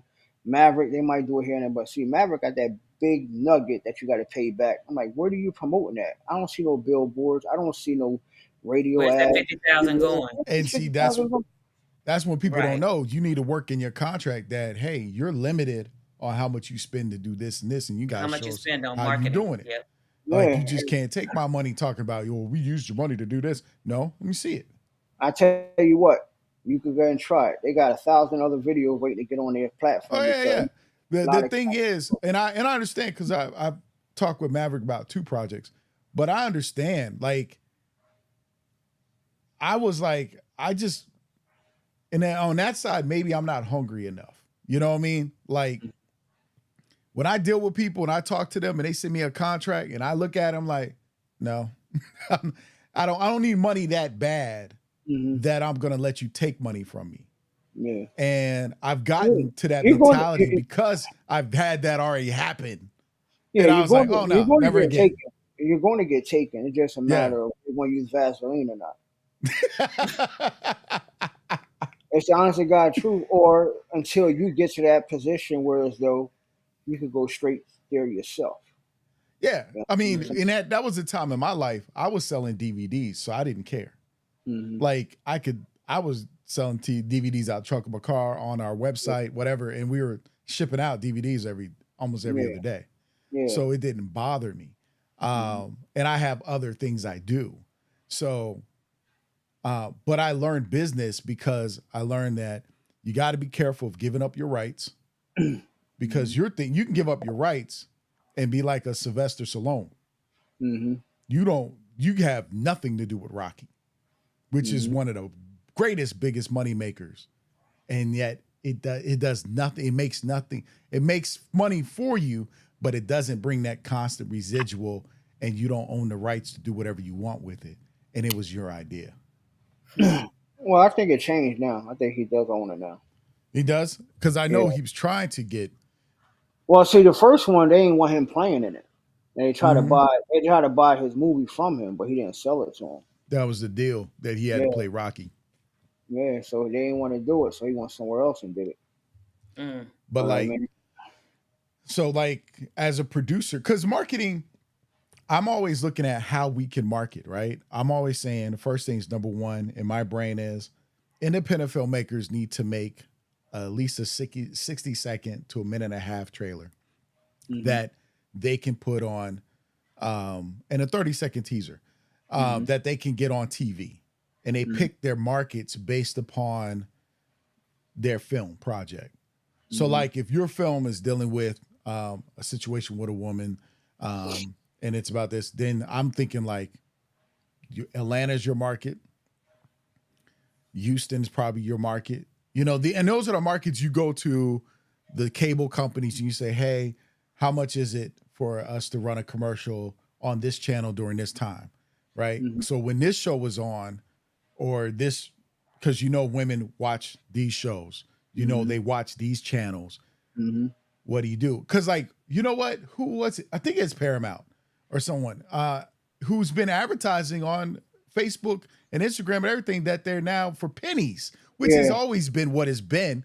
But for pennies, you can get your run your commercial on their streaming platforms. Really? It's always been like that. That's the crazy part. Like people don't know.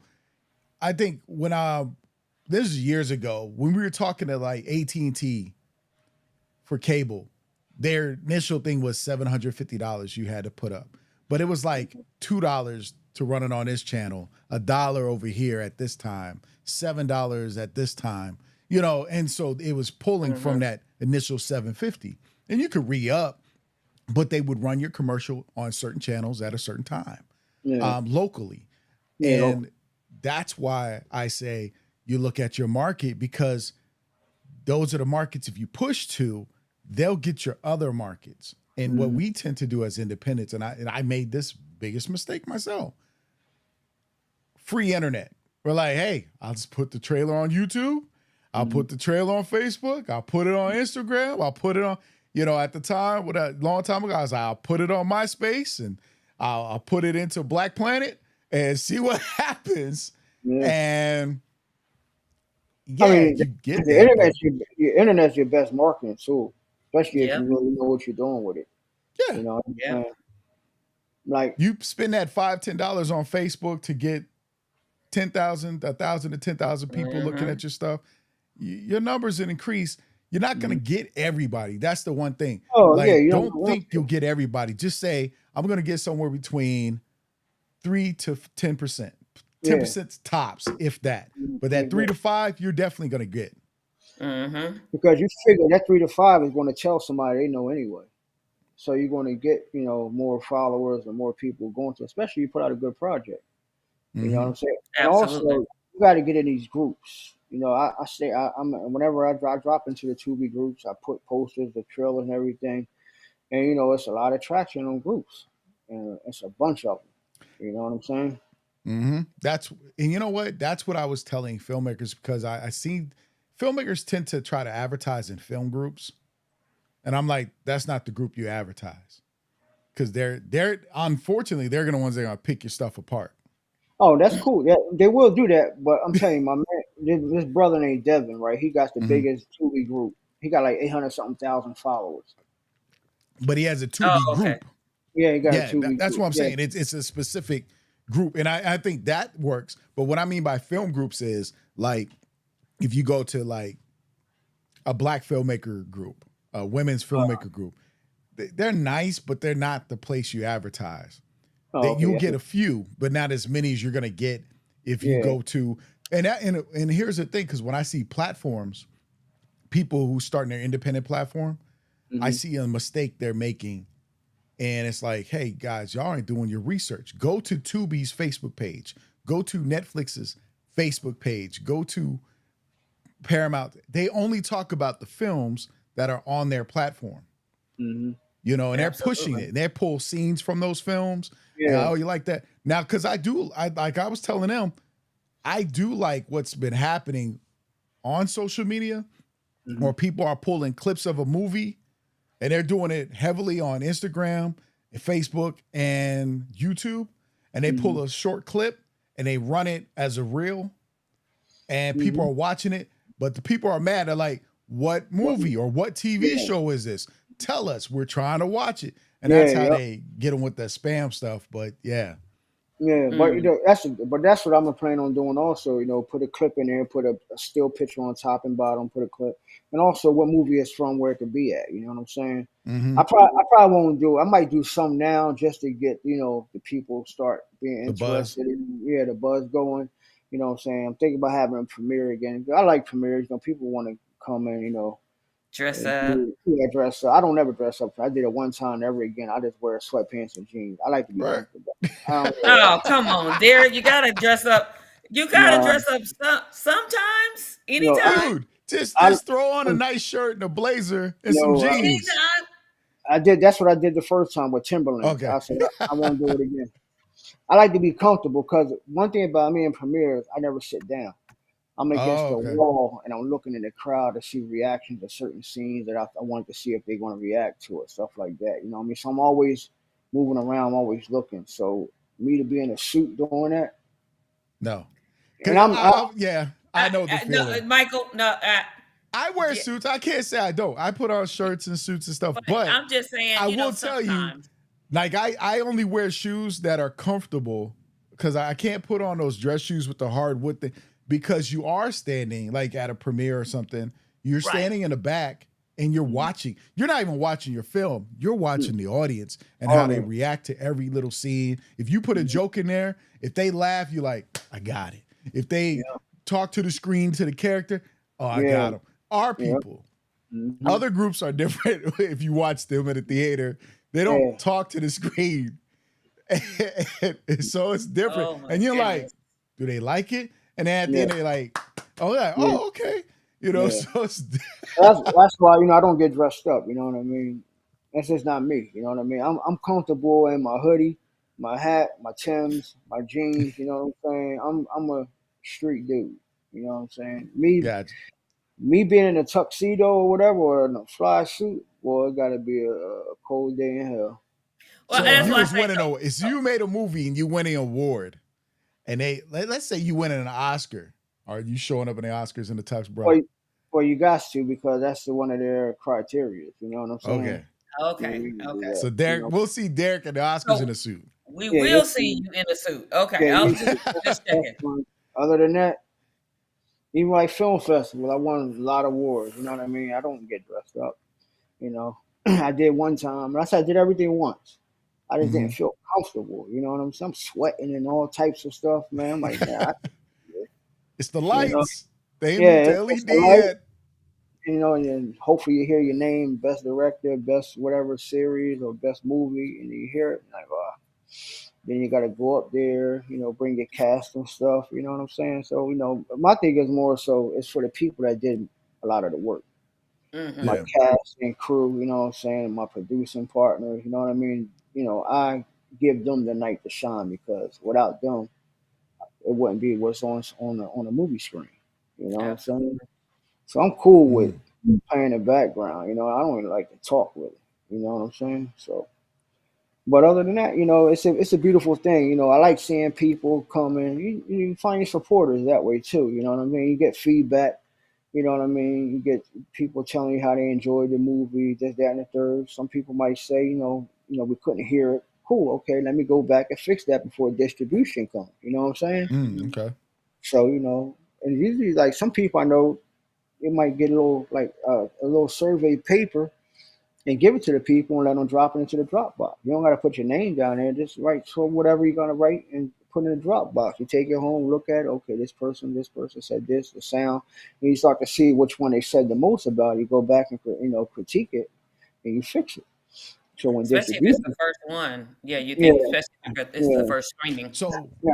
Now one okay, thing I so do never you did. do screeners where people you No, invite I people to don't. come through? No, I Okay. don't do that because they're going to tear it apart. And 9 times out of 10, they never done a movie before. You know what I'm saying?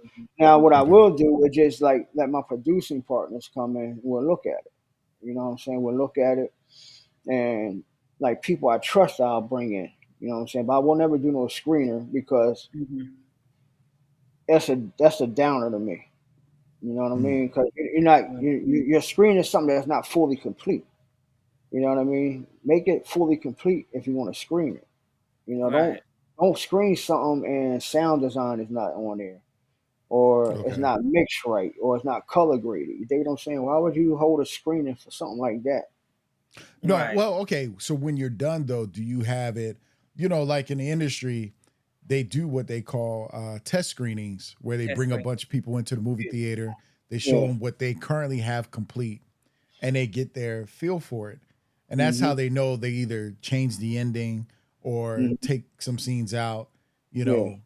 get that feedback. Do you do anything like that or have you? When you got a $30 million movie budget, you can do that type stuff. You Okay. get what I'm saying? Because most likely it's a completed movie, just little tweaks they got to do or change the ending. And they got money they can shoot then. They probably already shot another ending anyway. Mm-hmm. They just wanted to see how this one felt because the producer wanted it. But the director probably ain't want that ending. You understand what I'm saying? So Mm-hmm. most likely on screens is producers calling the shots. Unless you're like a Michael Bay or Steven Spielberg or George Lucas where the director gets final cut. 9 times out of 10, the director don't get final cut. The producer Mm, do. Mm-hmm. mm.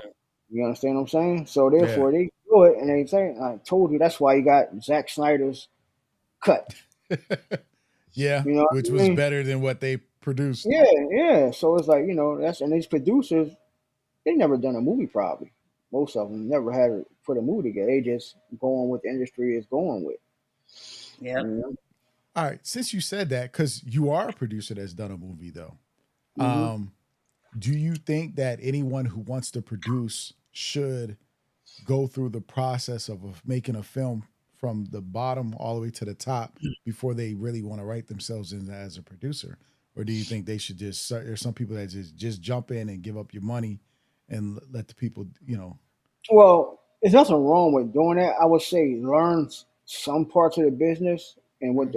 and what departments there are in the filmmaking, and put the people that you trust. You know what I'm saying? Mm-hmm. So if you got like me, producer, say I don't know nothing, right? I hire you as a director. I trust you.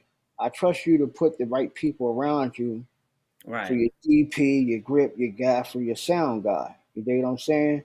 I read the script. I like the script. I hired you to direct it now. Okay? I know your work. I know who you are. Here go the money. The line producer is going to control it, not you. Okay. Nobody else. You know what I mean? I will hire my line producer to do the allocating of the money. You understand what I'm saying? Because she works in my company. You understand? You do Mm-hmm. your thing. They do your budget. And then you go and do it. I trust you. So yeah, they can do it.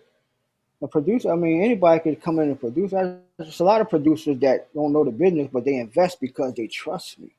You Hmm. understand Okay. what I'm saying? They trust me to do it. Okay, boom, D, here go 10,000, here go 20,000, whatever, 50,000.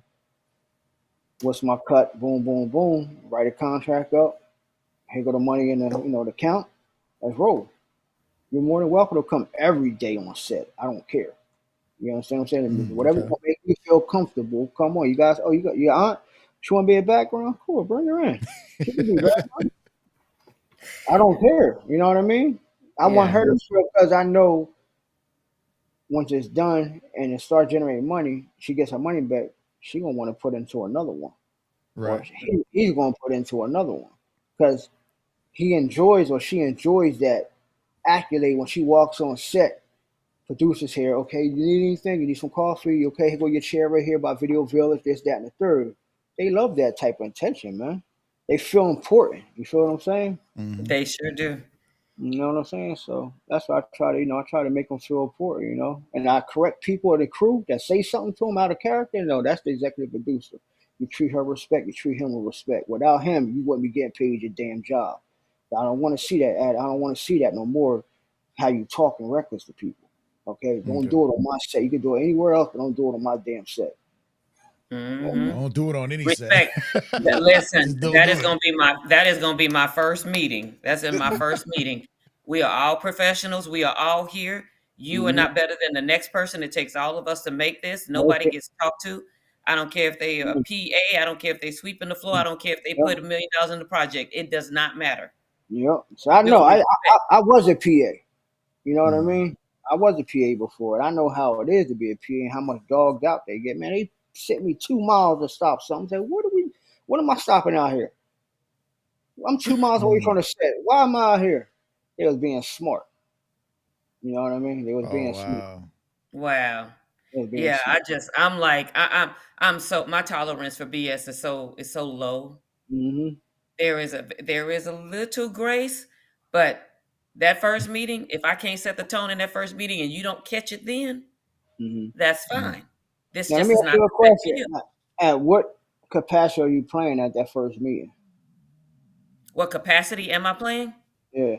You mean like what, like the role of, Yeah. What role are you? You talking about as a producer?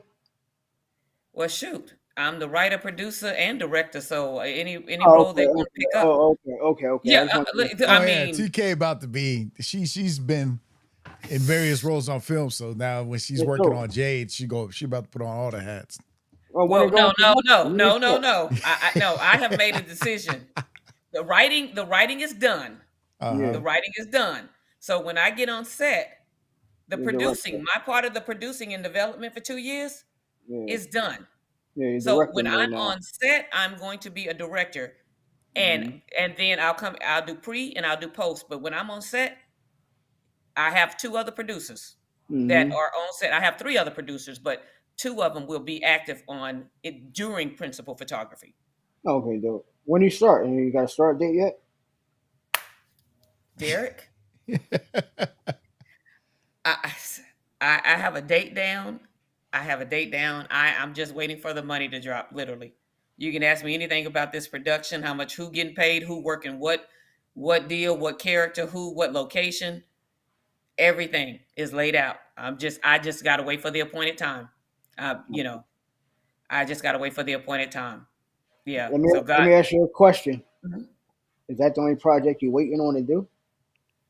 I have well, I was told what script what I'm filming, the number one movie and the number two movie I'm filming. But me as a writer, I still do other projects in regards to writing. So No, I'm talking about as far as what you're doing, producer, writing, and direct. That movie Jade that you're talking about. mhm. Is that what you're just waiting to do your directorial debut, or have you thought about writing a script that might cost you 50 to 30,000 to get your stuff going, so people know who you are, so therefore you can showcase your skill? Where next it might be easier for other people that you're trying to get to put money in once they see something that you've done already. 'Cause I think sometimes as a director, first Mhm. time director, if they don't know you or if they don't see nothing you've done, they're more hesitant to put a lot of money behind. Like, what's your budget? Probably like a couple million. 1.8 including P&A. But let me say this. I didn't set the $1.8 million budget. God did. I set it at 250, thinking I'm putting it on Tubi, and that's not the direction I was given. I was given the instruction, given the case. So, in regards to doing another movie first, my second movie has a lower budget, but I was told to do this one first. So, even though it's not traditional or normally what filmmakers do, basically, since it's God's project, I'm following God's instructions. I'm gonna share Hey, So this real if quick. he gave you that idea, go with it. yeah, that's the hard, because I'm telling you, I literally had a lower budget and I had it going on Tubi, and it was like, this is. Then when I was given the instruction, it's like, no, that's not what we're doing. I'm like, oh, okay. So yeah, it got a little scary. It is a little scary. I'm like, I got all these people in place in regards to the accountant, the budget. Who's going to run the receipts? Like, I'm like, I'm gonna get this much money, and I got to be over it, and I got to pay it back. Okay, Yeah, Dr. so. Thaddeus Jones said earlier, a second ago, just went down. Said Mhm. micro budget films are great to start, which is true. I mean, the money you put up, it's like the discussion I'm having right now, because I'm building a partnership for production. So, and like TK knows a film we're working on, which is currently named Missing You, and then we got another two. So we're discussing Missing You because that's the first one we're going to produce, and because he's stepping in, he's like, hey, this is our first micro budget. We're not going to spend that much. I can get you this, this, this. Mhm. So now it's happening or moving forward. I think for me, it's become, hey, let's see what we can do at a lower budget and then rebuild ourselves back up. Yeah, I've done stuff. People have seen it. This is why one of the reasons he's dealing with me, because I have done stuff. But it's kind of like I have that $1 million film. I think everybody has a $1 million film written Yeah. somewhere. It's just, do you want to do it or do you want to do the other stuff that once you get to that $1 million film? Because when I got into this, I've been using my own money, number one. And whether I see something come back or not, it didn't bother me because it was my money and I had investments elsewhere. But what it did for me is I never want to mess up somebody else's money. Mm-hmm. Absolutely. I think I think all three of us are like that. We don't want to mess with other people's money till we're ready. And then we want anything we do to have a residual return. Because like Derrick just said earlier, like you said, man, you had a producer, they come in, they put some money up, they feel good. When that return on investment happens, they're like, Yes. what else you doing? What else you want to do? Yeah. And that's why I say, like, we all got that big budget movie. Sometimes I think start somewhere first where you get comfortable with doing something. Because I Mm-hmm. tell you, that $1.2 million budget, it's going to come with a lot of headaches. A lot of headaches. And if it don't come right or something just so happens and you can't, like, bring it back, whew, that's a lot of money, Lord. So for me, I mean, even if just do a short, even if, like, I don't know, TK, I'm a root for you regardless. You know what I'm saying? If God got that on your heart to wait, then you wait. You know what I'm saying? But me, faith without works is dead. I'm gonna get going. I'm gonna do something smaller just so I can build up the chops to do it, to get Mm-hmm. comfortable. So when I direct, I know what I'm doing or what not. Making sure everything is falling in places. So you come against something on a lower budget, and you overcome it. So imagine when you get to that bigger budget, you already know how to do it. Because now Mm-hmm. you got the money to buy a boat that you want to do a quick reaction to a shot that is on a computer. You know what I'm saying? Or you want to use the Airy Trinity that you see a shot that you want to use because now you did it on a lower budget with a regular DJI RS3 or Zillion Crane or S3. You know what I'm saying? So it's like me, I would say get your feet wet. You know what I'm saying? Mm-hmm. If you figure a lot of directors didn't start out with a $1.4 million budget. They didn't, None, and that's why this is different. That's why this is none. different, and everybody is going. Everybody. So put it like this, and everybody has their opinion on everybody's journey in regards to how Yeah. it's done, and it's Mm-hmm. not bad advice. Mm-hmm. But in the situation, me personally, that I'm in, I'm getting Mm-hmm. instructions. If I Okay. don't follow the instructions, the film is not going to do what it's supposed to do. I'm getting No. instructions. I'm getting instructions damn near every day in Okay. regards to this film. Hey, So yeah. I Well, look. know. If it's a godly film, a holy film, and it's if he got it on your heart to wait until you get it right, then wait. You know what I'm saying? You gotta do what you gotta do. You know. Dr. Thaddeus said real quick, 50K features that make money prove to financiers you can take care of the money. Mhm. Actually, that was how Ava DuVernay got on. Let me tell you. And she's Let me done let a me tell you couple of something. 50K. You making a movie 50,000 and under, you can make your money back and more. It's hard to get your money back when you put 350,000 Mm. Mm. because you're in between this of theatrical release to like a HBO or a Tubi. You dig what I'm saying? It Hmm. gets 300,000 back from Tubi. If it's not like a number one with a lot of names in it, it's gonna be hard to get that money. But 50,000, 30,000, you get You the get money. your money. You Mhm. get the money. You know what I'm saying? Mm. You get the money because you figure it's, the actors now. It's not a lot of work for them. So therefore, you could get names in your movies at a day rate, if that. And if they cool with you and you built a relationship, they're gonna look out for you. Yeah, just give me 500 for the day or two. Use them 2 days to shoot it and shoot the hell out of them. Every Mhm. scene, you know what I mean? You work that. Look, I'm gonna pay you per diem. We're gonna go over 12 hours, but I'm gonna need you in this movie. So, and they're gonna draw. They're going, and then they're gonna promote it. You dig what I'm saying? They're going to do a lot of stuff with it, even if on their page or not. They're going to promote you. projects they in, especially if it's dope and they enjoy working with you. You understand? Mm. So it's not hard to do. Like when's the last time you shot something, Mike? What do you mean, actual shoot or just Yeah, shoot anything? your project that you trying to get distribution, bro. Um, that was before grad school. Yeah, sounds I'm saying. So So what are you so waiting right on? now I've been shooting for work. Oh, doing pro I'm talking about something that's your passion. You want to make movies, bro. I know you Yeah, do. yeah, yeah, yeah. But I mean, for Mhm. me, I'm passionate about anything. Anytime I'm behind the camera filming or editing and stuff, that's just me, period.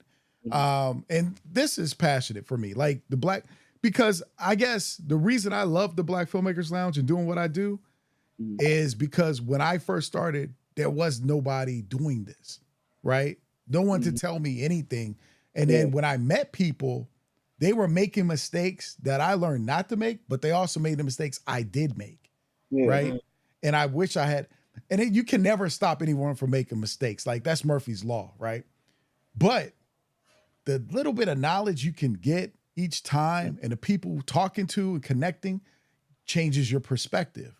hmm Um, it helps you. I will never say I will always shoot a short film before I do anything. Mhm. If I got to work with somebody, I want to shoot a short film with them so I know we can work together. Because hmm if I don't shoot something short and we working on a feature and we go back and forth and you're like, I'm out. I'm like, yo, we got money on the thing. I'm out is not a option. I'd rather know you type of dude person to give up on a short than to deal with and be like, all right, cool. That's I only a never, couple of days. I'll you finish that know, out. knock on wood, I never had that problem. And Mm-hmm. I work with a plethora of people. Not every time I keep the same people on the team. You know what I'm saying? Right.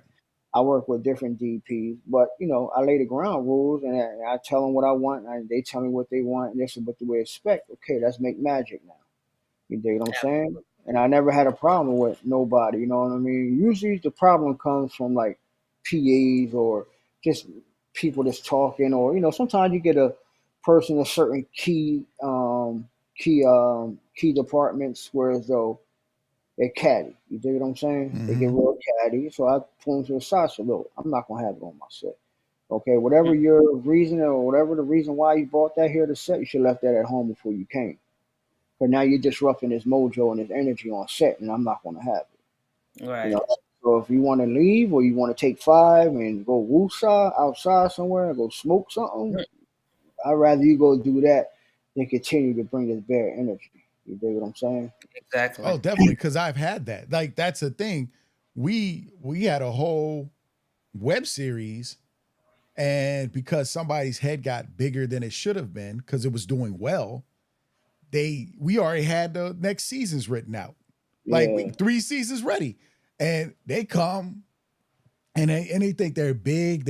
I'm like, listen, you're never bigger than a project. Don't think like that because this could have been a catalyst to move you forward in many Yeah. other realms, but you mess it up. And they're like, so you're willing to fire me and not do this? And no, I can revamp it later. I'll let it die. I can bring it back. It's never a problem. Yeah. I own it. So, Mhm. but the mistake is when people are on set or working together, and that's why I say I like to know how people gel. Because my wife tells me, you make everybody feel like they're family. Well, they are. Yeah. We got to work together to make this happen. But if you feel like you're bigger than the family, that's the mistake, Let me right? tell you And you something. don't down the people in your family, you boost them, you help them Yeah. Yeah. out. And that's one thing. Like with me, like this last project, Gina, right? Mm-hmm. I knew we didn't have the money, all the money to really do what we wanted to do.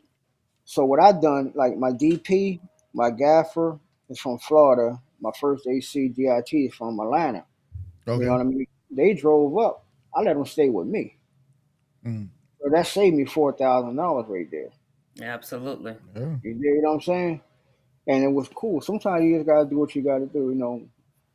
I think my girl that she went to stay with her mom during the time. You know what I'm saying? But she understood that she's down with me. So she gonna say, "Babe, you gotta do what you gotta do." You know what Hmm. I'm saying? And she got if I go to my mom's, they can stay here. Make it happen. And you need somebody behind you like that. That's gonna push you to be great. Yeah, You know, and I actually, even Royal Bloodline at the time she wasn't working, mm-hmm, she saved a whole lot of money because she was cooking the food every day. I mm, couldn't, I couldn't do it on Gina because she worked. She went back to work now. okay. Mm-hmm. You know what I mean? But you got to really like find ways to do stuff and don't put up roadblocks. A lot of us put up these roadblocks that there's no need for it to be there. You're overthinking it. Just get out there and do it. Stop putting up these blocks. Do it. You know what I mean? Worry about the other stuff later on. But until you jump, you're not gonna know if you can fly or not. Mm-hmm. True. You know what I'm saying? And I like that's why I say what you might. You got a gift. Right? Shoot the movie, bro. It ain't Oh, gonna hurt you to do bruh, it. I've gotten because my whole back during that time was COVID. You and I talked about it, and I was like, well, I didn't want to. I know, man. And so I was like, but see, right Look at now Derek. we are. Hold up. So right now we are doing the stuff to make the movie. Like that's I already got a partner because when I talk to you, you got a partner, Mm-hmm. and your partner handles the business side a lot more, so you Mm-hmm. can focus on the directing and the other part in your partnerships and connections and Production, yeah, the stuff. production side. Yeah. And so I was thinking like if I handled way too much every time. So I I still needed the do. I right still do. people. No, I Yeah. know, but I'm just saying you always got to have somebody else who can handle something so you can focus on Mm-hmm. this. Yeah. And at one point I was like, Miss Melvin might be able to do that, but she has something else she's trying to do. So my boy hit me up. He checks in on the show. He probably is listening now while he's coaching football. But he's just like, yo, I want residual income and I think I can get it through movies. He said, everybody always approaching me to produce a movie. I have yet to produce one of your films. What's the deal? Why don't you ever ask? I said, I don't like other people's money, really. He's like, yo, you can make a movie. So what am I worried about? I was like, eh. And so we've There been you go. discussing. I called TK the other day. I said, okay, so this is who's online. So he's going to talk to you about the stuff with the script and the changes and the things like that, because he's going to be included on it. But we're going to move forward and make this happen now. And so Oh, there that's you where go. I'm at now, Derek. But plus, my brother, we going to talk when we get off of this. Because remember the question you asked me last week? I was in a producer's training for 3 days, and I Mm-hmm. figured out what will help you with that. The premiere? I forgot. Oh, where? Yeah. I forgot. What do you call me? I Yeah. forgot. I was in a live He streaming said, producing training. I've been in a training for 3 weeks. Like I Oh, don't no. ever stop learning this stuff Oh, ever, yeah. Yeah, right? you're not And supposed. like when I come up, like if you ask me a question and I'm like, and I'm gonna figure out another way to do it. But I figured out, and it may not work, but Mm-hmm. it's a workable possible thing. Oh, no. Yeah. So because I was in a training that did it. That's the whole Yeah, point. yeah. Like, yo, they're doing it Mhm. now. Oh, wow. So yeah. And So I, but that's the thing as filmmakers, we gotta understand, you know, how do we get around people, because our people should be lifting us up, should be talking to us like, yo, what are you doing? Like I always felt like, unfortunately, we all live in different places. You're not that far. You're in Jersey, but because I didn't get to meet up with you when you came to DC, Yeah. right?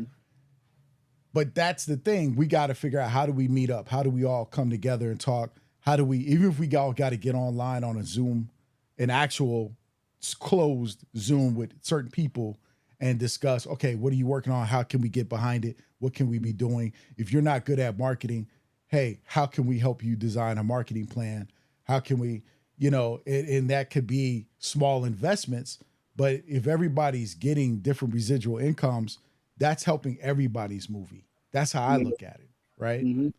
Because you don't like, I'm not saying you don't like, but you already said, hey, I'm not the type of person to do a family film. But No, you are the type of I would, person I'm to not. be a I would do producer it. on a family Yeah, film. I would do it. You know what I'm saying? But my thing is, I like the gritty Oh yeah, I street. know. I mean, action type stuff. You know what I'm saying? That's just the way I am. Mhm. But like Gina, that's a drama. That's like real drama. It's really no like shoot 'em up stuff like that in there. You know, it's dope though. It's a real dope, and the twist at the end is gonna be like, oh shoot, we ain't see this coming. Yeah, You I know, see. And I got like I think when we talk because you mentioned something, you were talking about all black, all of them, what they were looking for were drama, yeah, action, hmm and there's a third one. female leads, Yeah, drama. female leads in Christmas films, right? Mm-hmm. And then but we kind of miss because we don't know what who we're when we're as producers, when we're making a project, we got to think about who we're aiming it at, right? Yeah, We have to automatically think of the audience, automatically think of the distribution companies that what they distribute. Because mm, just taking your stuff to any old distributor, it's like why would I take a dramatic film to a documentary based distributor? yeah. You know what I'm saying? And so we have to understand that. A lot of people don't know the difference. And it's even like film festivals. You got to watch what films a festival Mm-hmm. has before you submit your Yep. film, because if your film doesn't fit, you paid money and wasted your time. Mm-hmm. And they're like, they're not getting in there because it's not their thing. Yeah. If No, you make a no, horror film, not only that, a lot of film festivals politics too. yeah, It's real heavy, especially the big ones. It's really politic heavy.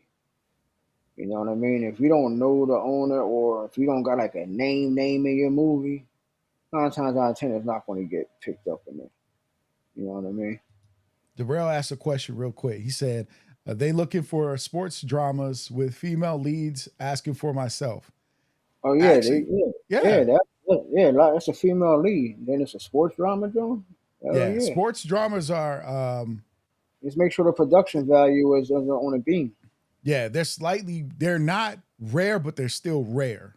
Like they're sports films, but They're rare, but they're not rare, but they're yeah, all rare. yeah. So and it depends on the sport. Like it's also like I tell people, if you're making a film with certain themes or certain stuff in it, it's a time period. Like if I made a boxing film right now or an MMA film, it might be the time because there's a lot of fighting movies out. Mm-hmm. But if I said, all right, I want to do a movie about a woman football team, I may be the catalyst to start something. Mm-hmm. You just got to take that leap of faith. You dig what I'm saying? And if you got somebody that is acting that can really deliver the characters, and your production value is dope, and the story is dope, it'll take off. You know what I mean? And if you align yourself up with another industry, because what Darrell just saying, he asked it for himself. He was like, women. And I was thinking, there's a lot of women football teams, by the way, y'all. Y'all don't know that. I'm talking about hit you football teams and flag football teams. There's a bunch Mm-hmm. of them. But if you think about it, they have leagues. Mm-hmm. And just as the WNBA was suffering up until this past year Mm-hmm. with Caitlyn and Angela with Reese. everybody coming in, this new group, it was getting certain views, but their seats are filled more now than they were Yeah. before. And their sponsorships have grown.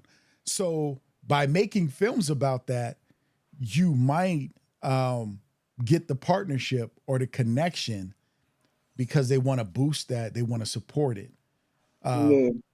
I wouldn't say like I would say make sure that if you're going to use sports, make sure sports is not the main story. Mm-hmm. Use that as like the background of everything that's going on, but have a dope story into it. Yeah, like long shots. Mm-hmm. First girl football player, but it's Mm-hmm. really about her relationship with her uncle, Yeah, and it's yeah, really about him finding himself in the revitalization of the town that they yeah, were in.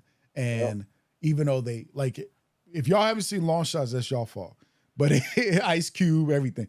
yeah, Kiki Palmer is old. yeah, She was a kid. She's an adult yeah, now. But yeah, yeah. so if you haven't seen, that's on you. But it gave you all these different themes and the Mm-hmm. relationship with her mom, and then when her dad pops up, the absent father, who Mm-hmm. when your kid is doing well, they want to pop up all of a sudden and support. Mm-hmm. But it boosted, and it also led its way to the Black Girl Magic Yeah. theme, right? Mm-hmm. And that's the thing. You have to think about all the different themes that are in your film because that's your market. right? You could literally make a trailer for each one of those, right? There was a movie that came on Paramount. I forgot it. I forgot the complete name, but it's something in Marge Go Large or something like that. And it's about a couple. It's based on a true story that they play the lottery. Oh and yeah, I wanted to see that. Yeah, and they revitalize their town in Michigan, and it's all based on true stuff. And the point is, the advertising is the husband retired, the wife, and they rekindled their marriage.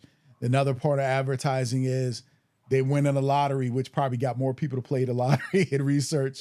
Is you got to think about what does your film do, because when you make and create partnerships, those partnerships are going to pay for help fund stuff, give you access to things. So we have to often think about that. But there was a lot of themes: father and son reconnecting.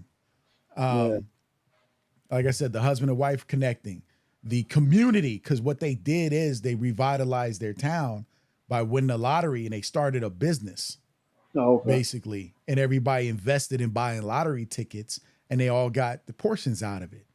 And that's how, because it was the windfall lottery, and it happened there in Massachusetts, and that's what was helping it out. But we think about that. So when we're sitting and writing a film, we have to think about what's in it. It's like I have a film, the script's written and everything, but I put financial literacy as a major part of it for our growth and finances. TK and I, we be talking about investing or what we need to do when we lose somebody in a family and stuff like that. She's like, write a book. I'm like, nah, I'm the guy to put it in a movie. Somebody else already got a book. But when you do that, right, just make sure you're not trying to educate them, but you're entertaining them through the education. You dig what I'm saying? You don't want them to think that they're in school, they got to learn it. You want to entertain them so it'll stick for them longer. I always make it a part of the story that is a part of its conflict. Yeah. Right? If you think about, if you wrote a story about a family that lost a family member and they have a will, but they never realized that things would be stuck in probate or what stuff that's not in a will. And let's say the conflict of the family is family members are taking each other to court over some money, and they're losing money, and then there's bits and pieces the lawyer could say, oh, well, if you had done this wouldn't have happened, or it's too bad she did, and then it makes people think later, let me research that, even though it's been in the story. I don't want it to be like, I get that, like, you don't want to, it's not Sesame Street. It's a drama, it's a story, and you want people to walk away, but when they walk away, but like, yo, I need to look into this, because if my mom or my dad or my uncle, we need to know what we don't know. And that's how I like to interject stuff, right? Or it's in the story in a sense of, if I wrote a Black empowerment piece, then I would have financial literacy somewhere in there, because that's about the empowerment. Yeah. Right. But I would show the different sides, because you could have, and again, we got another story that's already written, same thing. I have tons of scripts written, but at the end of the day, it depends on the message you want and the story you're trying to tell. It's a romantic movie. It's really about finding who you are and pursuing your golden dream in life. But it's also encapsulated in this romantic film where somebody recognizes you for who you are, but the person you're with doesn't. Yeah. And so that's why I can talk about the financial literacy and pursuing your dreams and goals. And some of that stuff, it needs to be said, you know what I'm saying? It needs to be shown, just entertain them with it. You feel me? Yeah. You know what I mean? But, all right. So I love y'all guys. And we could be out here forever, for hours, for days. I know. You and Thaddeus talk forever. Derrick and I, we start talking a long time when we talk. But it's time. I know there's people been joining us. I want to thank everybody who's hopping on, but I want y'all to drop your 60-second jewel.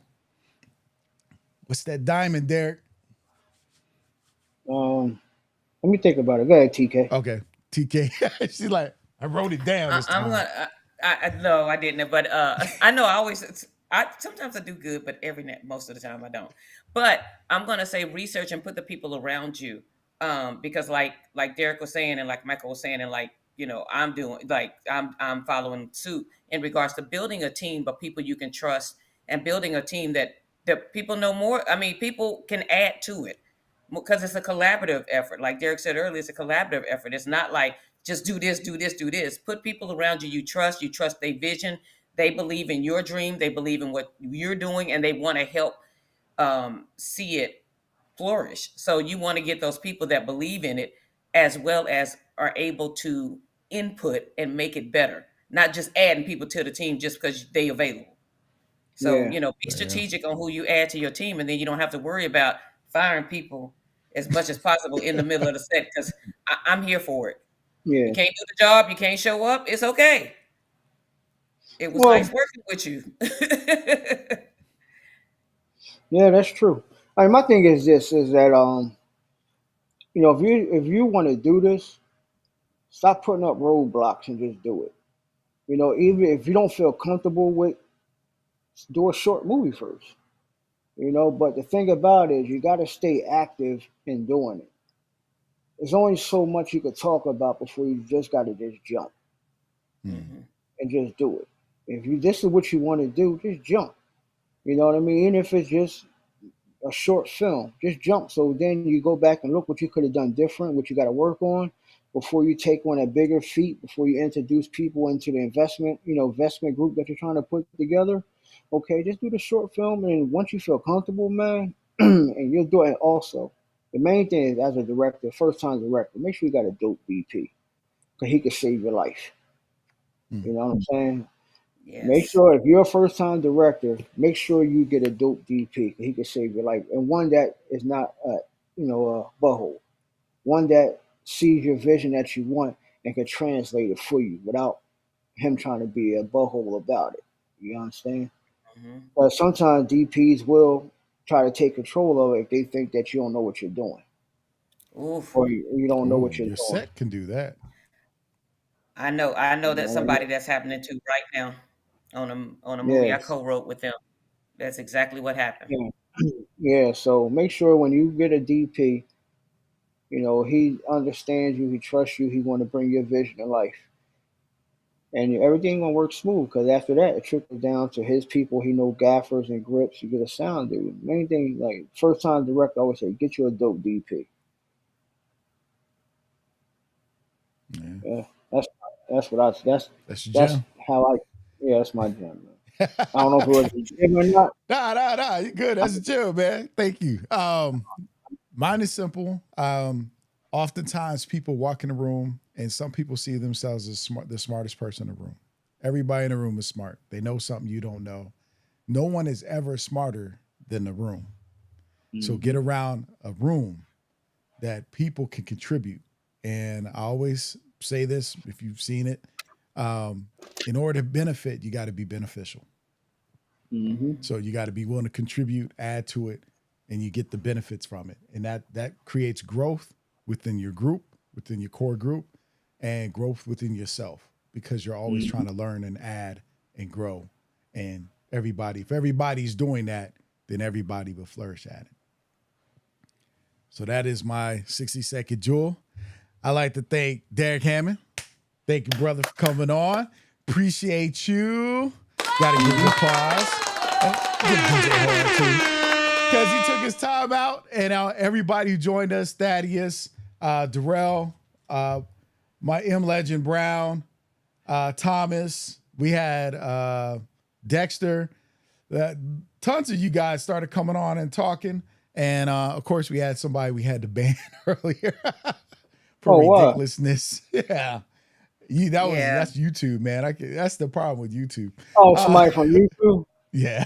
The Yeah, we had to Facebook group ban be somebody. cool. The YouTube group sometimes. Yeah, they can be dangerous, boy. Woo. Yeah. So we hope that you guys thank you for joining us here at the Black Filmmakers Lounge Saturday morning indie industry shop talk. I'm your host, Michael Melvin, my co-host, Tamara T.K. Henderson, our special guest, Derrick Hammond. And we like to remember that you like, subscribe, share, follow the the website for the blackfilmmakerslounge.com. Follow us on Instagram.